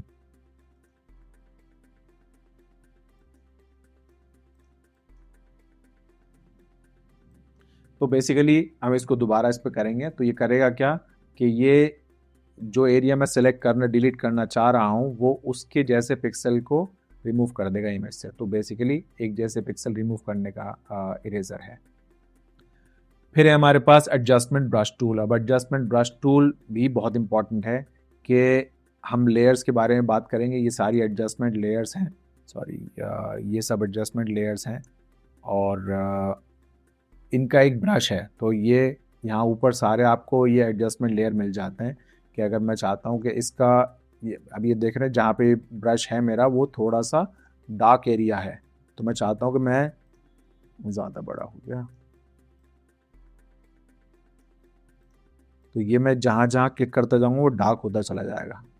ठीक है आप, अब वो कितना डार्क होगा वो आप यहाँ से एडजस्ट कर सकते हैं, लेवल कम ज़्यादा कर सकते हैं। अब मान लीजिए ये कहीं पे बहुत ज़्यादा हो गया तो मैं कंट्रोल अगर प्रेस करूँगा तो वही एरिया फिर ऑपोजिट हो जाएगा, वाइट होना शुरू हो जाएगा। सॉरी, ऑल्ट अगर प्रेस करूँगा तो वो वाइट होना शुरू हो जाएगा। ओके, अब मुझे किसी एरिया का मुझको लेवल मतलब ब्लैक एंड वाइट कम ज़्यादा करना है तो वो भी मैं यहाँ से कर सकता हूँ। ये वाइट एरिया बढ़ रहा है ज़्यादा तो वही अगर मैं ऑल्ट दबा दूंगा तो ये ब्लैक एरिया बढ़ता जा रहा है। तो इसके बारे में भी डिटेल में पढ़ेंगे हम आगे आके। फिर है फिल्टर ब्रश, वो भी वही बात है जैसे हमारा ये एडजस्टमेंट लेयर का ब्रश है वैसे फिल्टर का ब्रश है। यहाँ पर हमको सारे फिल्टर्स मिल जाते हैं, कौन कौन से फिल्टर हैं इसके बारे में हम डिटेल्स में पढ़ेंगे आगे। लेकिन फॉर एक मैं एग्जांपल आपको दे देता हूँ गॉसियन ब्लर का। तो ये मैंने ब्रश लिया, इसका साइज थोड़ा सा छोटा कर लेते हैं। गॉसियन ब्लर को मैंने एडजस्ट किया तो मेरे पास ये ब्रश आ गया। तो जो जो एरिया मुझे ब्लर करना है उसको मैं वहाँ पेंट करता चला जाऊँगा। तो जैसे मैंने यहाँ पर ये देखिए ये ब्लर करता चला गया। ठीक है, तो ये वहाँ काम आएगा जैसे आपको बैकग्राउंड फेड आउट करना है या फिर आपको किसी का चेहरे को फेड आउट करना है, गाड़ी का नंबर आपको फेड आउट करना है, ब्लर आउट करना है, वहाँ काम आता है। फिर उसी के अंदर ही आपको डिफरेंट ब्रश टूल भी हैं, शार्पन ब्रश टूल हैं, मीडियन ब्रश टूल हैं। इन सब के वही काम है जो हम आगे पढ़ेंगे। लेयर में भी ये काम आते हैं और यहाँ पर भी, यहाँ पर उसका ब्रश बनाया है वहाँ पर हम लेयर पे काम करेंगे। राइट, बहुत हैंडी टूल है, एक नया टूल है, मैंने पहले नहीं देखा था। लेयर्स में तो पहले भी था लेकिन उसका ब्रश मैंने पहली बार देखा है। ओके, तो very excited to learn more about it. फिर क्लोन, इसको मैं पहले एक बार अंडू कर लेता हूँ। क्लोन के लिए हम एक और पहले यहाँ पर इमेज कॉल कर लेते हैं। लेट्स सी, ताज को ले लेते हैं फिर से। मुझे अगर इसके अंदर कुछ क्लोन करना है, मतलब अब क्लोन टूल पे हम जाते हैं, मैं इसको ब्रश थोड़ा सा बड़ा कर लेता हूँ। तो मुझे इस एरिया को सैंपल करके यहाँ से, एक सेकंड गाइस, ये ज़्यादा चीज़ें हो गई हैं यहाँ पे, इसको हम डिलीट कर देते हैं। पहले एक बार इसको भी डिलीट कर देते हैं, हमारे पास ताज रह जाता है।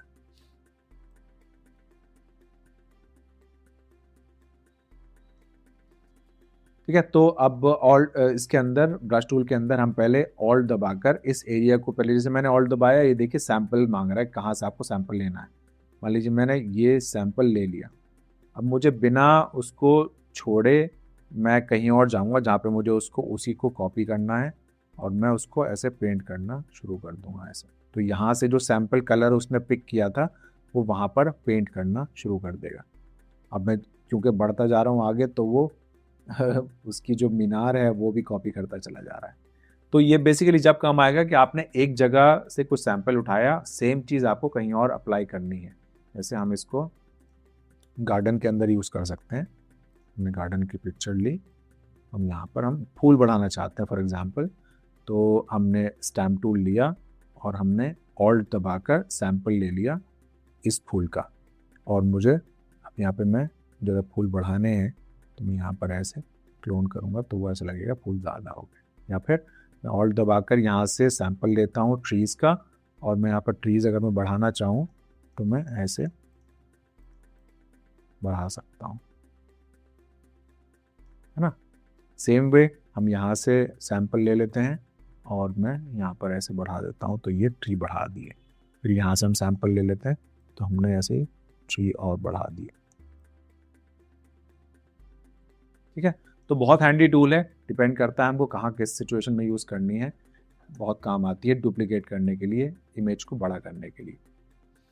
ओके, फिर ये अंडू ब्रश हो गया, मैंने कुछ ज़्यादा कर दिया यहाँ पर तो मैं उसको फिर अंडू कर दूंगा हिस्ट्री से जाकर, of course. Okay, then inpainting, अब इन पेंटिंग के अंदर भी वही बात है कि मैं ये एरिया मैंने लिया और मैं इसको यहाँ पर ऐसे क्लीन करता जा रहा हूँ। इससे हो क्या रहा है कि जो बैकग्राउंड एरिया है, जैसे मान लीजिए यहाँ पर ये दिख रहा है, मैं इसको क्लिक करता हूँ बस ये गायब हो जाएगा, क्लिक करूँ गायब हो जाएगा, क्लिक करूँ गायब हो गई। ठीक है, मैजिक इरेजर टूल जो है हमारा कैनवा के अंदर, या फिर क्विक हीलिंग टूल जैसा कैनवा एडोबी में रहता है फोटोशॉप में, उस तरह का ही टूल है। तो मुझे बस क्लिक करके वो, जैसे मुझे ये फूल यहाँ से हटाना है, क्लिक करूँगा, क्लिक हो जाएगा। वो इन पेंटिंग इसको बोलते हैं एफिनिटी के अंदर। जैसे ये बर्ड यहाँ पर ये सही नहीं है तो मैं यहाँ से इसको ऐसे रिमूव कर दूँ बहुत सफाई से। ऑब्जेक्ट रिमूवल टूल भी इसको कह सकते हैं, और इसमें से ऑब्जेक्ट आपको कुछ रिमूव करने हैं तो। फिर प्लेस टूल, वही जो इमेज हमको प्लेस करने के लिए, मैं इस पर क्लिक करूँगा, इमेज प्लेसर खुल जाएगा, मैं यहाँ पर प्लेस कर दूंगा। और शेप का फिर वही जो शेप्स हमने पहले वेक्टर में सिलेक्ट करे हैं वही सारे शेप्स यहाँ पर भी हैं। सेम है फिर आर्टिस्टिक टेक्स्ट टूल और इसी के अंदर ही frame text tool. Okay, same features tools हैं जो वेक्टर में भी काम आते हैं। Colour picker, colour styler, view और जूम। ऑलराइट, राइट साइड में भी वही लेयर्स और चैनल्स आपको इसमें इमेजेस के अंदर, क्योंकि ये RGB है और पिक्सल बेस्ड है तो हमें इसके चैनल्स मिल जाते हैं, क्योंकि ये कितना RGB कलर से मिला है, रेड ग्रीन ब्लू इसमें कितने हैं वो हमें यहाँ से दिख जाते हैं। ओके, अगर हम इंडिविजुअली हम अगर कलर को एडिट करना होगा तो हम यहाँ से करेंगे वो। ओके, तो ये इस तरह से इमेज पूरी बन जाती है। ब्रशेस, वही ब्रशेस पर यहाँ पर भी हैं, और यहाँ से एक और इम्पॉर्टेंट चीज़ कि हम स्टॉक इमेजेस भी इंपोर्ट कर सकते हैं डायरेक्ट एफिनिटी के अंदर। तो अगर स्टॉक में जाता है तो यहाँ पे दो आपको सर्विसेज मिलती हैं, पेक्सेल और पिक्साबे। तो मैं यहाँ से कुछ भी सर्च करूँगा, उसकी इमेज मैं यहाँ से इंपोर्ट कर सकता हूँ डायरेक्टली। मैं इसको आपको बाहर निकाल कर दिखाता हूँ। ये यहाँ से आपको स्टॉक इमेजेस कुछ लेनी है, मान लीजिए हमें ताज ही हमें लेना है तो हम यहाँ से ताज को सीधा ऐसे ड्रैग कर लेंगे और ये हम यूज़ कर सकते हैं। ये भी कितना कन्वीनियंट है कि हम मुझको इमेज डाउनलोड करने के लिए बाहर से नहीं जाना पड़ेगा, वहाँ से डाउनलोड करूँगा फिर इंपोर्ट करूँगा। यहाँ पर मुझे एफिनिटी अंदर ही मुझे वो फीचर दे देता है कि मैं इमेजेस को एफिनिटी के अंदर से ही इंस्टॉल कर दूँगा। बहुत काम की चीज़ है, super amazing. Thank you so much Canva, thank you so much affinity for that. और फिर दोनों फ्री हैं, दोनों रॉयल्टी फ्री हैं, दोनों में कुछ कॉपीराइट का इशू भी नहीं है। ऑलराइट, तो इसको भी हम वापस सेट कर देते हैं, रीसेट, वापस आ गया। सेम नीचे फिर वो नेविगेशन, ट्रांसफॉर्म और हिस्ट्री, वही चीज़ें यहाँ पर भी हैं। ओके, तो राइट साइड में हमारे बहुत ज़्यादा चेंजेस नहीं हुए हैं। अब बारी आती है लेआउट की। ओके, लेआउट के अंदर जब हम कोई बुक डिज़ाइन कर रहे होंगे, जब कुछ हम पब्लिशिंग की काम कर रहे होंगे, प्रिंटिंग की काम कर रहे होंगे, तो वो हम लेआउट के अंदर करेंगे। जो टूल्स हमने अभी डिस्कस करे हैं वेक्टर के अंदर और पिक्सल के अंदर, मोर और लेस सेम टूल्स लेआउट के अंदर भी हैं, बस यहाँ पर उनका यूसेज चेंज हो जाता है, कुछ एडिशनल फीचर्स हमको मिल जाएंगी। तो जैसे हमने अभी डिस्कस किया हुआ है फ्रेम टेक्स्ट टूल, वो हमें दिख जाता है। टेबल, यहाँ पर ये कुछ एडिशनल फीचर है, क्योंकि जब हम बुक लिखते हैं तो टेबल टूल बनाते हैं, इसकी अलग एक तरीका है कि पहले हम कंटेंट लिख लेते हैं, कंटेंट के अंदर कुछ चीज़ें हाईलाइट करेंगे, वो ऑटोमेटिकली टेबल बन जाएगा। तो इसको करेंगे डिटेल में, डोंट वरी अबाउट दैट। फिर आर्टिस्टिक टूल हम पहले कर चुके हैं, पेन टूल हम कर चुके हैं, शेप टूल हम कर चुके हैं, और ये पिक्चर फ्रेम हम कर चुके हैं। पिक्चर फ्रेम बेसिकली जब आप बुक्स के मैगजीन के अंदर देखते हैं जो इमेजेस लगेंगी वो लगाने के लिए ये टूल है। मैं आपको करके दिखा देता हूँ एक बार। तो जैसे मैंने यहाँ पर एक ये इमेज मैंने यहाँ लगा दी, एक मैंने इमेज यहाँ लगा दी। अब ये मैंने खाली प्लेस होल्डर लगा रहा हूँ। अभी मैंने 4, मान लीजिए मेरे 4 मैगजीन के अंदर ये फ़ोटो आएंगे ऐसे, लेकिन मुझे इस पर इमेज लगानी है, तो मैं इस पर क्लिक करूँगा। यहाँ ऊपर ऑप्शन, ये ऑप्शन ऊपर यहाँ पर ये ऑप्शन दिखेगा आपको, यहाँ ये ऑप्शन ये देखिए आ रहा है। तो मैं इस पर ये क्लिक करता हूँ और यहाँ पर इस पे इमेज पे क्लिक करता हूँ। मैं इसकी ये इमेज यहाँ लेकर आता हूँ, ये इसमें आ गई, ठीक है। फिर मैं इसको ऊपर नीचे एडजस्ट कर सकता हूँ। तो मैगजीन के अंदर, बुक्स के अंदर जब आप मैगजीन बना रहे होंगे, बुक्स बना रहे होंगे, डिज़ाइन कर रहे होंगे, तो इस तरह की इमेज आप लगाएंगे। अब इसको मैं कैसे भी एडजस्ट कर सकता हूँ, कैसे भी ट्रांसफॉर्म कर सकता हूँ। जैसे मैं ट्रांसफॉर्म करूँगा, ये प्लेस होल्डर बन गया इमेज के लिए। मैं क्लिक करूँगा, मैं इमेज यहाँ पर अपनी कॉल करूँगा, वो यहाँ शो हो जाएगी। इसको मैं left right up down adjust करूँगा, ओके। उसके बाद भी मैं यहाँ से एडजस्ट इसको कर सकता हूँ, साइज़ को अपनी इमेज के हिसाब से, ओके। तो वो टूल हुआ। फिर हम वापस आ जाते हैं लेआउट पर। फिर ये तो स्क्वायर था, फिर हमारे पास ये सर्कल के अंदर भी इमेज फ्रेम का इमेज प्लेस होल्डर है। फिर शिफ्ट दबाकर अगर वैसे करेंगे तो इसका साइज़ अनकंट्रोलेबल होता है। अगर शिफ्ट दबाएंगे तो एग्जैक्ट स्क्वायर, एग्जैक्ट सर्कल बनकर आता है, ओके। तो ये हो गया। 1 सेकेंड।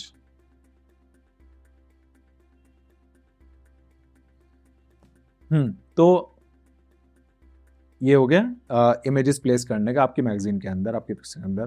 फिर नॉर्मल के लिए भी हमारे पास है, तो मैं यहाँ पर भी जाकर अपनी इमेज यहाँ पर ऐसे कॉल कर सकता हूँ और उसको प्लेस कर सकता हूँ ऐसे भी, यहाँ से भी, ओके। तो ये इमेज प्लेस होल्डर्स हैं। फिर हमारे पास हैं डेटा मर्ज के लिए कि जब मान लीजिए आपके बीच में कोई इमेज आ रही होती है, कंटेंट के बीच में इमेज के चारों तरफ जब टेक्स्ट होता है, तो उसको कैसे एडजस्ट किया जाएगा कि बीच में इमेज भी आ जाए और टेक्स्ट भी आराम से उसके आसपास एडजस्ट हो जाए, वो होता है डेटा मर्ज के हिसाब से। फिर क्रॉप वेक्टर टूल ये हम कर चुके हैं, और फिल टूल ये हम कर चुके हैं, ट्रांसपेरेंसी हम कर चुके हैं। ये सेम वही चीज़ें हैं। कलर पिकर ये भी वही चीज़ है जो हम कर चुके हैं पहले, ओके। तो मोरलेस सेम ही टूल है। फिर व्यू टूल और जूम टूल ये भी हम पहले कर चुके हैं। तो जो देखने की चीज़ है लेआउट के अंदर, वो स्पेशली वो यहाँ पर है कि आपके यहाँ पे पेजेस आते हैं। मास्टर पेजेस कौन से होंगे, आपके पेजेस कौन से होंगे, यहाँ पे आप जितने पेजेस बनाते चले जाएंगे आपके यहाँ पेजेस ऐड होते चले जाएंगे और आपकी बुक तैयार होती चली जाती है। ऐसे आप 50, 100, 150, 200, 300 कितने ही पेजेस ऐड करते चले जाइए। हर पेज के ऊपर आप टेक्स्ट ऐड करेंगे, इमेज ऐड करेंगे, तो ऐसे आहिस्ता आहिस्ता आहिस्ता आपकी पूरी किताब लिखी जा सकती है। और यहाँ से आपको ओवरव्यू मिलता रहता है, page 1, page 2, page 3।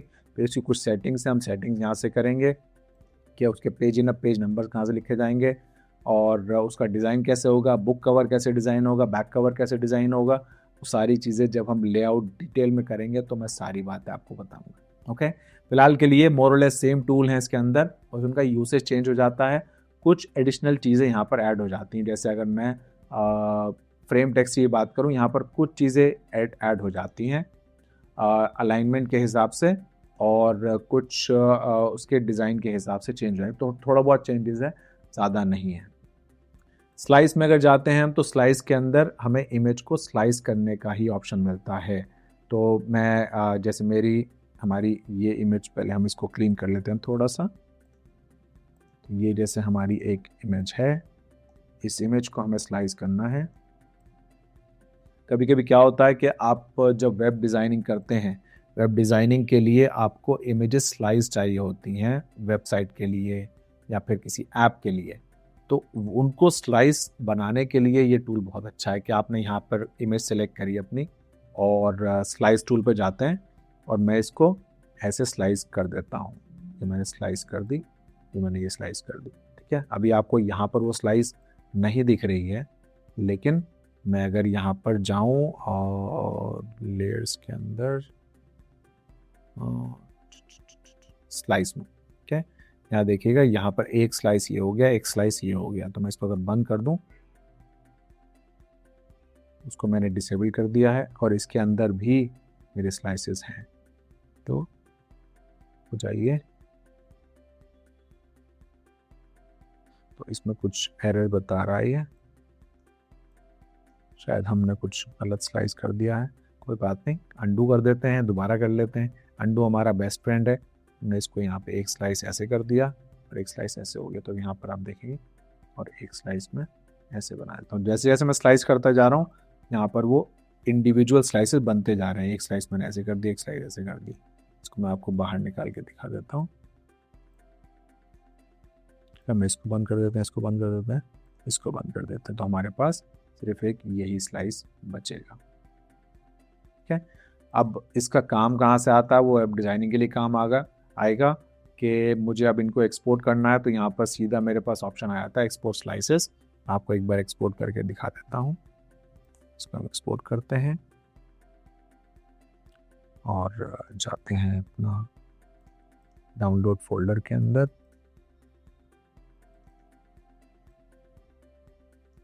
Download folder में देखिए,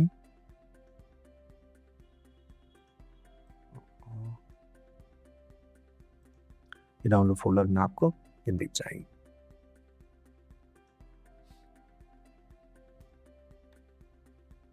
ये स्लाइस, ये एक स्लाइस हो गई, एक स्लाइस हो गई, एक ये हो गई, क्या हो गई, 4 स्लाइस बनकर एक्सपोर्ट हो गए, ठीक है। यहाँ पे ये वही स्लाइस है। हम इसको चेंज भी कर सकते हैं पोजीशन, यहाँ से इसकी 4 भी स्लाइस कर सकते हैं। तो कभी कभी ज़रूरत पड़ती है, जैसे हमको एनिमेशन में ज़रूरत पड़ेगी कि हमने कोई कैरेक्टर बनाया, और जो कैरेक्टर एनिमेशन वाला है, मोशन ग्राफिक जो करेंगे, उनको वो स्लाइस चाहिए। उनको हैंड मूवमेंट के लिए, लेग मूवमेंट के लिए, हेड मूवमेंट के लिए उनको बॉडी पार्ट्स स्लाइस करके दिए जाते हैं, ताकि वो उनको उसी हिसाब से एनिमेट कर सकें, ठीक है। तो वहाँ भी ज़रूरत पड़ जाती है। कभी कभी लोगो के अंदर भी उसको स्लाइस करके देना पड़ता है कि वो पता चल जाए एग्जैक्टली किस तरह से लोगो बना है। प्रेजेंटेशन में काम आते हैं स्लाइसेस। तो स्लाइस के बहुत सारे एग्जाम्पल हो सकते हैं। इसको भी मैं एक कोशिश करूँगा कहीं पे मैं आपको एक एग्जाम्पल पूरा बनाकर एक वीडियो बनाऊँ, जिससे आपको कंप्लीट आइडिया हो जाएगा कि स्लाइस कहाँ काम आएगा। तो प्राइमरीली आपको ये वेबसाइट डेवलपमेंट के अंदर, और जब कैरेक्टर एनिमेशन की बात आती है, तो जब आप कोई कैरेक्टर डिज़ाइन करते हो वेक्टर के अंदर, तो उसके आपको बॉडी पार्ट्स देने पड़ते हैं। आपने कोई अगर मान लीजिए कुछ इमेज क्रिएट करी है, कुछ सीन क्रिएट करा है, आप वेब पेंटिंग अगर करते हैं, वेब ड्राइंग अगर आप करते हैं, तो वहाँ पर भी आप स्लाइस करके देते हैं। जैसे पेड़ अलग हो गया, आपका कुछ ब्रांचेस अलग हो गई, उसके फ्लावर अलग हो गए, तो उस तरह स्लाइस करके भी दिया जा सकता है, ओके। फिर बात आती है कैनवा एआई की। कैनवा एआई के अंदर वो सारे टूल्स हैं जो आप कैनवा में यूज़ कर चुके हैं। इसमें भी हम क्विकली कवर कर लेते हैं। ऑब्जेक्शन सिलेक्शन टूल हमने समझ लिया कि आपकी इमेज के अंदर कोई आपको ऑब्जेक्ट देखना होगा, आपको कोई ऑब्जेक्ट सिलेक्ट करना होगा, वो ऑब्जेक्ट सिलेक्शन टूल से आएगा। तो ये जितने भी ऑप्शन हैं, ये सब कैनवा के एआई टूल्स हैं। अगर आपके पास कैनवा प्रीमियम नहीं है, तो आपके पास ये काम नहीं करेंगे। तो कैनवा एआई को यूज़ करने के लिए एफिनिटी के अंदर आपके पास कैनवा का पेड प्लान होना चाहिए, ऑलराइट, अदरवाइज वो नहीं चलेगा। तो यहाँ पर आपको ये फिर मोरलेस वही एआई जो आप कैनवा में अगर यूज़ कर चुके हैं, तो यहाँ पर भी वही मिलता है आपको। जनरेटिव एक्सपैंड टूल, आपको इसको इमेज को बड़ा करना है, वो यहाँ से हो जाएगा। मैं यहाँ पर इमेज को सिलेक्ट करूँगा और यहाँ से एक्सपैंड कर दूँगा। वो इसको एक्सपैंड करके पूरे इमेज को, जैसे चारों तरफ आपको वाइट कलर नज़र आ रहा था, वो वाइट को जनरेटिव एआई के थ्रू आपकी इमेज को रीड करके उसको एक्सपैंड कर देगा, पूरी इमेज में फिल कर देगा। बहुत अमेजिंग टूल है, बहुत काम आता है। मैंने इसको यूज़ किया अपने पिछले 10 दिन के अंदर रिसर्च के अंदर इसके ऊपर, और मुझे बहुत अच्छा लगा कि मैंने यहाँ पर कैनवा पे, अगर आप यहाँ राइट में देखेंगे, तो यहाँ पर आप इमेज जनरेट भी कर सकते हैं। तो मैंने यहाँ पर इमेज जनरेट करी, फिर दूसरे स्टूडियो में जाके उसको एडिट किया, तो बहुत आसानी रही, बहुत मज़ा आया, ओके। तो यहाँ थोड़ा सा ये शायद एडिट नहीं हो पाया, एरर होगा, क्योंकि हम दूसरे लेआउट से आए तो हमारे इमेजेस में हमने पता नहीं क्या क्या करा है, तो वो ठीक से एक्सपैंड नहीं हो पाया है। अदरवाइज मैजिक एक्सपैंड टूल जैसे कैनवा में काम करता है वैसे इसमें काम करता है, मैंने टेस्ट किया है और बहुत अमेजिंग काम कर रहा है।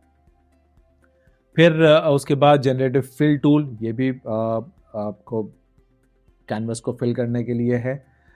फिर जनरेटिव एडिट टूल, वही एडिट करने का ऑप्शन जैसे हमारे कैनवा के अंदर था कि मैं इसके अंदर चाहता हूँ कि यहाँ पर एक घोड़ा भी आ जाए, तो मैं इसको जनरेटिव फिल के टू करूँगा। यहाँ पे मुझसे कमांड मांगेगा a horse in the middle of the image, बस मुझे ये करना है और एडिट कर दूंगा तो वो यहाँ पर एक हॉर्स को लगा देगा। फिर बैकग्राउंड रिमूवर टूल, ये आप सब ने यूज़ करे हुए हैं। बाकी मैं इसकी बात कर रहा था कि अननोन इसमें एरर आ गया, तो इसको हम कभी और टेस्ट कर लेंगे। बाकी आप लोग सब यूज़ कर चुके हैं, कैनवा आप यूज़ कर चुके हैं, तो आपको पता है कि वो कैसे काम करता है। यहाँ राइट साइड में आप इमेज जनरेट कर सकते हैं कैनवा के थ्रू, जैसे कैनवा में करते हैं वैसे हम यहाँ से करेंगे, प्रोवाइडेड कि आपके पास कैनवा का प्रीमियम अकाउंट होना चाहिए, आपको इससे कनेक्ट करना पड़ेगा उसको। तो यहाँ से आप इमेज जनरेट कर सकते हैं, वेक्टर जनरेट कर सकते हैं, और ये वेक्टर या इमेज, ये वेक्टर यहाँ से प्रॉम्प्ट लिख दीजिए अपना और जनरेट कर दीजिए। यहीं वो नीचे लेयर्स बनती चली जाएंगी आपकी, और लेफ़्ट साइड के अंदर ये टूल्स में और देख लेते हैं, बाकी सबके टूल्स के बारे में बता देता हूँ कि फिर ये है ब्लर टूल कि आपको अपनी इमेज को ब्लर करना, आपकी जो भी इमेज होगी उसको ब्लर कर देंगे, उसको कितना ब्लर करना है वो आप यहाँ से डिफाइन कर सकते हैं। एक काम करते हैं ना, अपने यहाँ से हम इसको एक इमेज ले आते हैं, क्योंकि ये इन इमेजेस पर ये इफेक्ट चल नहीं रहे हैं, तो हम एक बार एक इमेज ले आते हैं ना। मैं अपनी एक इमेज ले आता हूँ। ओके, तो मुझे इसको ब्लर करना है, तो मैं यहाँ से ब्लर करके इसका रेडियस ऐसे बढ़ा दूंगा।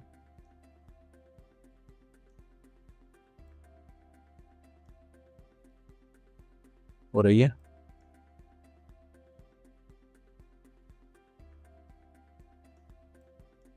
seems to be some bug guys। तो इसमें इस सिचुएशन में आपको क्या करना है, बेसिकली मैं आपको बता देता हूँ कि अगर आपको ऐसा कुछ बग दिखता है, देखिए अभी आपको पता चल जाएगा ये बग है। हम इसको बंद कर देते हैं, हम एक नया डॉक्यूमेंट खोलते हैं, वापस लाते हैं इसको, मैं फिर इमेज कॉल करता हूँ, सेम इमेज हम लेकर आएंगे, मैं इमेज दोबारा कॉल करता हूँ, सेम इमेज हम लेंगे, मैं इसको यहाँ फिल कर देता हूँ। हम जाते हैं कैनवा AI पर और ब्लर टूल के अंदर, अब मैं देखिए इसको ब्लर करूँगा, ये अब ब्लर हो रही है ना। तो सेम इमेज कभी कभी वो स्टूडियो चेंज करने में शायद अभी कुछ बग है, कुछ इशू है कि स्टूडियो जब हम चेंज करते हैं तो हमारे कुछ टूल काम नहीं करते हैं। तो सेम इमेज को मैंने दोबारा यूज़ किया तो ये अब काम कर रहा है। ओके, तो इसको अभी बंद कर देते हैं, और फिर नेक्स्ट टूल के अंदर है हमारा कलराइज। मेरी अगर ये मान लीजिए हम यहाँ से इसको हटा देते हैं और दूसरी इमेज लेकर आते हैं ताजमहल वाली, वो हमने ब्लैक एंड वाइट इमेज ली थी, मैंने इसी के लिए ब्लैक एंड वाइट इमेज ली थी आपको दिखाने के लिए कि ब्लैक एंड वाइट इमेज हमारे पास, हमको सिर्फ इसको कलराइज कर देना है। ओके, तो कलर में क्या करेगा ये, उसका थोड़े से उसको एनालाइज करके उसका आसमान क्या है, ताजमहल का कलर कौन सा है, तो उसके पास अगर उसकी इन्फॉर्मेशन है तो वो उसको कलर बना देगा। ठीक है, अब ये देखिए कितना अच्छा कलर ये इसका बन गया। ये एक black and white tool, black and white image थी ना गाइस, ये इमेज थी और हमने इसको कलराइज कर दिया। अब इसको एडजस्ट करके और ये अच्छी कलर हो गई। जब हो जाए तो इसको हमको अप्लाई कर देना है। तो ये देखिए कितने अच्छे कलर इसके अंदर आ गए। और इन्हांस करना है तो हम वापस यहाँ चले जाएंगे पिक्सल के अंदर, और यहाँ पर हमको और ज़्यादा ऑप्शंस मिल जाएंगे। लेकिन इमेज को इन्हांस करने के लिए हमारा नेक्स्ट स्टूडियो आ रहा है। तो ये हो गया नेक्स्ट टूल है। फिर हमारे पास सुपर रेजोल्यूशन टूल, इसको हाई रेजोल्यूशन बनाने के लिए, जैसे अगर मैं इसको जूम करूँ तो ये इमेज अभी पिक्सलेट हो रही है, तो इसको मुझे हाई रेजोल्यूशन करने के लिए मैं इसको AI टूल को यूज़ करता हूँ। वो अब इसको एनालाइज करेगा, इसका बिफोर, यहाँ पर आप देख सकते हैं बिफोर, और यहाँ आफ्टर बना देगा। तो एक मिनट इसमें मैक्सिमम लगेगा इसको सुपर रिजॉल्व करने में। अब ये देखिए ये इसका बिफोर है, ये वाला और ये वाला आफ्टर है। देखिए कितना डिफरेंस आ गया है ब्लर करने में। मैं आपको एक सेकेंड दिखाता हूँ। देखिए ये आफ्टर है, ये बिफोर है, ये आफ्टर, ये बिफोर। और मैं इसको और ज़्यादा क्लैरिटी कर सकता हूँ। यहाँ पर स्केल है, अभी ये 200% हो रहा है, मैं इसको और अगर बढ़ाता चला जाऊँ तो ये और क्लियर होता चला जाएगा, लेकिन ज़रूरत है नहीं उसकी अभी। तो किसी इमेज को अगर ब्लर्ड है, साफ नहीं है, तो वहाँ पर उसको और देखिए कितना क्रिस्टल क्लियर हो रही है, कितना क्लियर हो रही है। यहाँ पे जूम करके देखिए, ये आफ्टर है, ये बिफोर है। ऊपर भी आसमान भी कितना क्लियर हो गया है, सब क्लियर हो गया है। ओके, तो ये सुपर रेजोल्यूशन टूल है। फिर सिलेक्ट सैंपल डेप्थ टूल, तो ये आपके इमेज के अंदर आपके बैकग्राउंड का, इस इमेज में कोई बैकग्राउंड नहीं है, आपके बैकग्राउंड के हिसाब से आपके जो ऑब्जेक्ट है उसकी डेप्थ को एनालाइज करके वहाँ इफेक्ट ऐड कर देता है। ठीक है, बहुत ज़्यादा इफेक्टिव टूल है नहीं, मेरे भी कुछ ज़्यादा इम्प्रेसिव लगा नहीं। फिर वही सेम मूव टूल, जहाँ ज़रूरत नहीं पड़ती हमको हैंड की, वो है। और फिर जूम टूल है, वो एक बार सिलेक्ट कर देंगे तो माउस से अप डाउन लेफ्ट राइट भी करेंगे तो वो जूम इन जूम आउट हो जाता है। ओके, या फिर कंट्रोल प्लस माउस का स्क्रॉल है, अप डाउन वो कर सकते हैं। ओके, देन अब ये हो गया कैनवा के बारे में। इसके बारे में भी हम डिटेल में एक कोर्स आएगा, वीडियो आएगा, डोंट वरी अबाउट दैट। फिर है रीटचिंग, ये इमेजेस को रीटच करने के लिए है। जैसे हमारी इमेज ये है, बहुत अच्छे अच्छे फिल्टर्स हमें यहाँ पहले से मिल जाते हैं कि जैसे अगर मैं लेवल बढ़ाना चाहता हूँ तो मेरी जो भी इमेज थी वो सारे यहाँ पर सैंपल आ गई है, वो सब में पहले से मुझको यहाँ सैंपल दिख रहा होगा।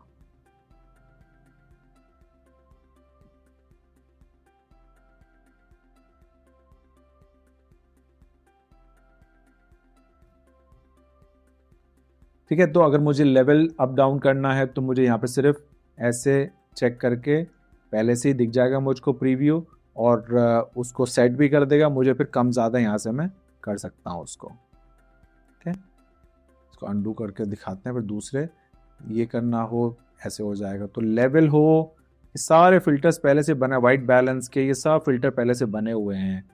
ये करना हो तो ये पूरी इमेज चेंज हो गई है। तो ठीक है, तो बहुत अच्छी चीज़ है।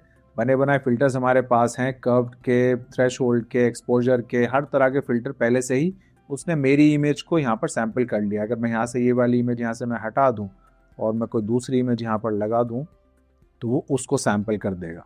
मैंने यहाँ पर ये लगा दी तो ये देखिए वो मेरी इमेज को सैंपल कर रहा है यहाँ पर। तो सब जगह मेरी इमेज सैंपल हो रही है, मुझे सिर्फ क्लिक करके देखना है ये अच्छी लग रही है नहीं लग रही है। अच्छी लग रही है तो मैं इसको थोड़ा सा इन्हांस और कर दूंगा तो मेरा काम हो जाएगा। ओके, तो रीटचिंग के अंदर, इसीलिए इसका नाम रीटचिंग है कि आपकी इमेज को हल्का सा रीटच करके उसको और इन्हांस कर देना। बहुत ज़्यादा यहाँ पर सेटिंग्स नहीं है, सिर्फ फिल्टर्स ही हैं। और फिर भी अगर आपको कुछ और चीज़ें इसमें ऐड करनी है तो लेफ्ट पैनल हमारे पास अभी भी यहाँ दिख रहा है, ये लेफ्ट पैनल अभी भी आ रहा है हमारे पास। यहाँ से हम उसके अंदर और एलिमेंट्स ऐड कर सकते हैं। ये सारे एलिमेंट्स हम पहले डिस्कस कर चुके हैं। राइट साइड में भी आपको सेम फीचर्स मिलती है कि मैनुअली भी आप यहाँ पर जाके चीज़ें एडजस्ट कर सकते हैं। अगर आपको कुछ और एलिमेंट्स ऐड करने हैं वो यहाँ से कर सकते हैं। ठीक है, कोई एलिमेंट ऐड करेंगे उसका कलर यहाँ से एडजस्ट कर सकते हैं, जैसे हम वेक्टर और पिक्सल पे करते आ रहे हैं वो यहाँ पर भी हो सकता है। ये सेक्शन, ये स्टूडियो खाली इमेज को रीटच करने के लिए है। ओके, फिर सेम वे नेक्स्ट सेक्शन जो है कलर ग्रेडिंग का, इसके अंदर बहुत एडवांस लेवल पर कलर चेंजेस होते हैं, कलर ग्रेडिंग होगी इमेज की। तो मुझे इमेज अपनी चेंज करनी है तो मुझे यहाँ पर हिस्टोग्राम दिख जाता है। अब ये साइंटिफिकली है, इसको मुझे भी बहुत ज़्यादा एक्सपीरियंस नहीं है इसके अंदर, लेकिन आपके कलर की इंटेंसिटी बताता है कि आपकी कलर की इंटेंसिटी क्या है, RGB का परेट क्या है, को कितना रेड है, कितना ग्रीन है, कितना ब्लू है, या फिर ये और तरह के कुछ पैरामीटर्स हैं, मुझे इसका कोई आइडिया नहीं है गाइस ऑनेस्टली। ओके, लेकिन आप यहाँ से इसका इमेज के अंदर एडजस्ट कर सकते हैं। जैसे अभी एक्सपोजर हम थोड़ा बढ़ा कम सकते हैं, ब्राइटनेस हम थोड़ी बढ़ा सकते हैं। अब मैं हिस्टोग्राम को अगर देखता रहूँ ये चेंज होता रहेगा मेरी इमेज के हिसाब से। देखिए मैंने इमेज चेंज करी, हिस्टोग्राम चेंज हो रहा है। तो ये जो बहुत डीप कलर ग्रेडिंग करना चाहते हैं, जिनको बहुत नॉलेज है कलर ग्रेडिंग के अंदर, और कहीं एग्जैक्ट कलर मैच करना है आपको दो इमेज के लिए, वहाँ पर भी कलर ग्रेडिंग काम आती है। तो जैसे जैसे मैं यहाँ चेंजेस कर रहा हूँ, यहाँ हिस्टोग्राम चेंज हो रहा है। तो हिस्टोग्राम पे लोग देखते हैं, जैसे हम एक्सरे के अंदर डॉक्टर देखता है, ऐसे ही जो प्रोफेशनल्स हैं वो हिस्टोग्राम देखते हैं। आई एम सॉरी, मैंने कभी हिस्टोग्राम को स्टडी नहीं किया है, तो मुझे उसके बारे में ज़्यादा नहीं पता है। लेकिन कलर ग्रेडिंग के अंदर आप अपनी इमेज के कलर करेक्शन करते हैं। टाइपोग्राफी बहुत सिंपल है, ये छोटा वर्जन समझ लीजिए लेआउट का, कि मुझे अगर कुछ क्विकली लिखना हो तो यहाँ पर मेरे पास पैराग्राफ के सारे टूल्स मुझे यहाँ मिल जाएंगे। मुझे यहाँ पर पैराग्राफ के टूल्स मिल जाएंगे, नीचे कैरेक्टर के मिल जाएंगे और नीचे डेकोरेशन के टूल्स मिल जाएंगे। तो टेक्स्ट रिलेटेड अगर मेरा कुछ डॉक्यूमेंट है, मुझे कुछ बनाना है, तो यहाँ सिर्फ उसी के लिए मैं आ सकता हूँ। मुझे अगर ज़्यादा तामझाम नहीं चाहिए, मुझे ज़्यादा टूल्स नहीं चाहिए, अदरवाइज़ ये सारे काम लेआउट पर भी हो रहे हैं, ये सारे काम वेक्टर पर भी हो रहे हैं। तो एडिशनल एक टूल है, अगर आपको लगता है कि आपका काम सिर्फ टाइपोग्राफी का है और आपको कुछ और नहीं देखना है, स्क्रीन के ऊपर स्टूडियो नहीं देखना है, तो आप सिर्फ यहाँ पर आकर उस पर काम कर सकते हैं। वैसे ये काम हमारा लेआउट में भी हो जाता, बस यहाँ पर एक डिस्ट्रैक्शन है कि एक्स्ट्रा पैनल है। लेकिन टाइपोग्राफी के अंदर आपको सिर्फ टाइपिंग रिलेटेड ही टूल्स मिलेंगे। ओके, तो हो सकता है आपके किसी काम का हो, यहाँ पर आपको सारे जो ऑप्शंस मिलेंगे, सारे जो टूल्स हैं, फीचर्स हैं, वो सब टेक्स्ट रिलेटेड हैं। नेक्स्ट भी आपको जैसे लेआउट पर है, वो सारे टूल्स यहाँ पर लेआउट वाले मिलते हैं और यहाँ पर सारे टाइपोग्राफी वाले टूल्स मिलेंगे। राइट साइड में भी आपको टाइपोग्राफी हैं, कलर व्हील वगैरह यहाँ कुछ भी नहीं है। ओके, फिर last but not the least composite section, कि यहाँ से आपको कुछ इमेज आपको इंपोर्ट करके उस पर कुछ छोटा मोटा कंपोजिशन करना है, फिर वो आपको लेके जानी है दूसरे टूल्स के अंदर, वो आप यहाँ पर कर सकते हैं। फॉर एग्जांपल हम यहाँ पर हमें स्टॉक इमेजेस मिल जाती हैं, यहाँ पे आप मैक्रो इमेजेस होंगी, यहाँ पे आपकी लाइब्रेरी भी हो सकती है, आपके कुछ एसेट्स होंगे जो आप इंपोर्ट करेंगे यहाँ पर, और एसेट को आप कैटेगराइज भी कर सकते हैं, यहाँ से नई कैटेगरी भी बना सकते हैं, नया सिलेक्शन भी ऐड कर सकते हैं, और स्टॉक से भी आप इंपोर्ट कर सकते हैं। जैसे मैं यहाँ पर फिर इंडिया सर्च करता हूँ तो मुझको इंडिया की इमेजेस यहाँ मिल जाएंगी, पिक्सेल पे भी और फिर पिक्साबे पर भी मैं सर्च कर सकता हूँ। तो मुझे यहाँ पर मैं कोई भी इमेज यहाँ ऐसे ड्रैग करके यूज़ कर सकता हूँ और इसको फिर हम एडजस्ट कर लेंगे क्योंकि बहुत बड़ी इमेज है। मान लीजिए मैं आपको एग्जांपल दे देता हूँ, यहाँ पर एक ऐसी इमेज आ गई हमारे पास। ओके, अब ये मेरे पास, ये मुझे स्क्वायर मेरा कैनवस है, लेकिन इमेज मेरी है लैंडस्केप। तो इस सिचुएशन में मुझे दूसरे सिनेरियो के अंदर कहीं और से जाके इसको करना पड़ता है, इसको वापस साइज चेंज करना पड़ता। क्योंकि एफिनिटी के अंदर सारे टूल एक साथ अवेलेबल हैं, मैं यहीं से सीधा जाऊंगा कैनवा एआई के अंदर, यहाँ पर इसका जो जनरेटिव फिल है उसको यूज़ करूँगा, रिलेटेड मैं इसको कर दूंगा और मैं ये इसका एक सिलेक्शन इसको दे दूंगा, ऐसे सिलेक्शन मैंने इसको दे दिया। अब ये इसको अप्लाई कर देता हूँ तो ये मेरी इमेज के हिसाब से इस एरिया को फिल कर देगा। ओके, इसको देख लेते हैं, बस ये 30 सेकेंड्स लगेंगे मुश्किल से। एक बार हमारे ये फिल हो जाता है, फिर हम उसी हिसाब से कि नीचे का जो वाइट एरिया है उसको भी फिल कर देंगे। ओके, तो ये हो जाए, फिर यही फ़ायदा है देखिए एफिनिटी का, कि मुझको टूल स्विच करने की ज़रूरत नहीं पड़ी। मुझको नॉर्मल सिनेरियो के अंदर इस टूल को ले जाना पड़ता कैनवा के अंदर, कैनवा में ये सारी चीज़ें चेक करने के बाद फिर वापस लाना पड़ता। देखिए जैसे कैनवा के अंदर हमको कभी कभी 2-3 बार रिजल्ट निकालने पड़ते हैं, सेम वे यहाँ पर भी वही हुआ है। लेकिन आपको आइडिया मिल गया कि मुझको इमेज का जनरेट फिल करने के लिए कहीं और जाने की ज़रूरत नहीं है। फिर मैं वापस जा सकता हूँ कॉम्पोजिशन के अंदर, यहाँ पर वही मेरी इमेज आ गई है, बाकी चीज़ें करूँगा। फिर यहाँ से फिर मैं पिक्सल के अंदर जा सकता हूँ और यहाँ से मैं, या फिर मैं एआई के अंदर ही मैजिक रिमूवर का भी इस्तेमाल कर सकता हूँ और इसको रिमूव करने के लिए, है ना। तो ये स्विचिंग इसलिए इम्पॉर्टेंट है, ये फ़ायदा है एफिनिटी का कि आपको टूल्स को स्विच करने की ज़रूरत नहीं है। तो मैं इसके ऊपर घंटों घंटों का वीडियो बना सकता हूँ गाइज, मुझे ये बहुत पसंद आ रहा है टूल। और जैसे मैंने आपको शुरू में बताया था कि मेरा पुराना प्यार इन टूल्स के लिए वापस आ गया है, इलस्ट्रेशन के लिए, इमेज एडिटिंग के लिए, कॉम्पोजिशन के लिए, कलर ग्रेडिंग के लिए, सब मुझे वापस करना दोबारा, और मुझे आपको ये सब कुछ सिखाना जो जो मुझको थोड़ा बहुत आता है। ऑफ कोर्स मुझे भी अपने आप को रिफ़्रेश करना पड़ रहा है, वो मैं कर रहा हूँ, और मैं जैसे जैसे अपने आप को रिफ़्रेश करूँगा वैसे वैसे आपको भी उसकी वीडियो बनाता रहूँगा। ऑलराइट, तो आज का वीडियो लंबा हो गया, लेकिन मैं चाहता था कि पूरी वीडियो में मैं एक बार ये सारे टूल टच कर लूँ, मोटा मोटा टच कर लें, ताकि आपको आइडिया हो जाए एक ही वीडियो में कि हम क्या क्या कर सकते हैं एफिनिटी के थ्रू। अब नेक्स्ट वीडियोस के अंदर हम एक एक स्टूडियो को डिटेल में पढ़ेंगे, डिटेल में समझेंगे, फिर हमें समझ में आएगा कि उसको कैसे इस्तेमाल करना है और आहिस्ता आहिस्ता आहिस्ता हम इसको बहुत अच्छे से यूज़ करना आ जाएंगे। ऑलराइट गाइस, तो मैं हूं फैसल खान, आपका दोस्त, आपका एडवाइज़र, और हम मिलते हैं अब नेक्स्ट वीडियो के अंदर। अभी के लिए बाय बाय।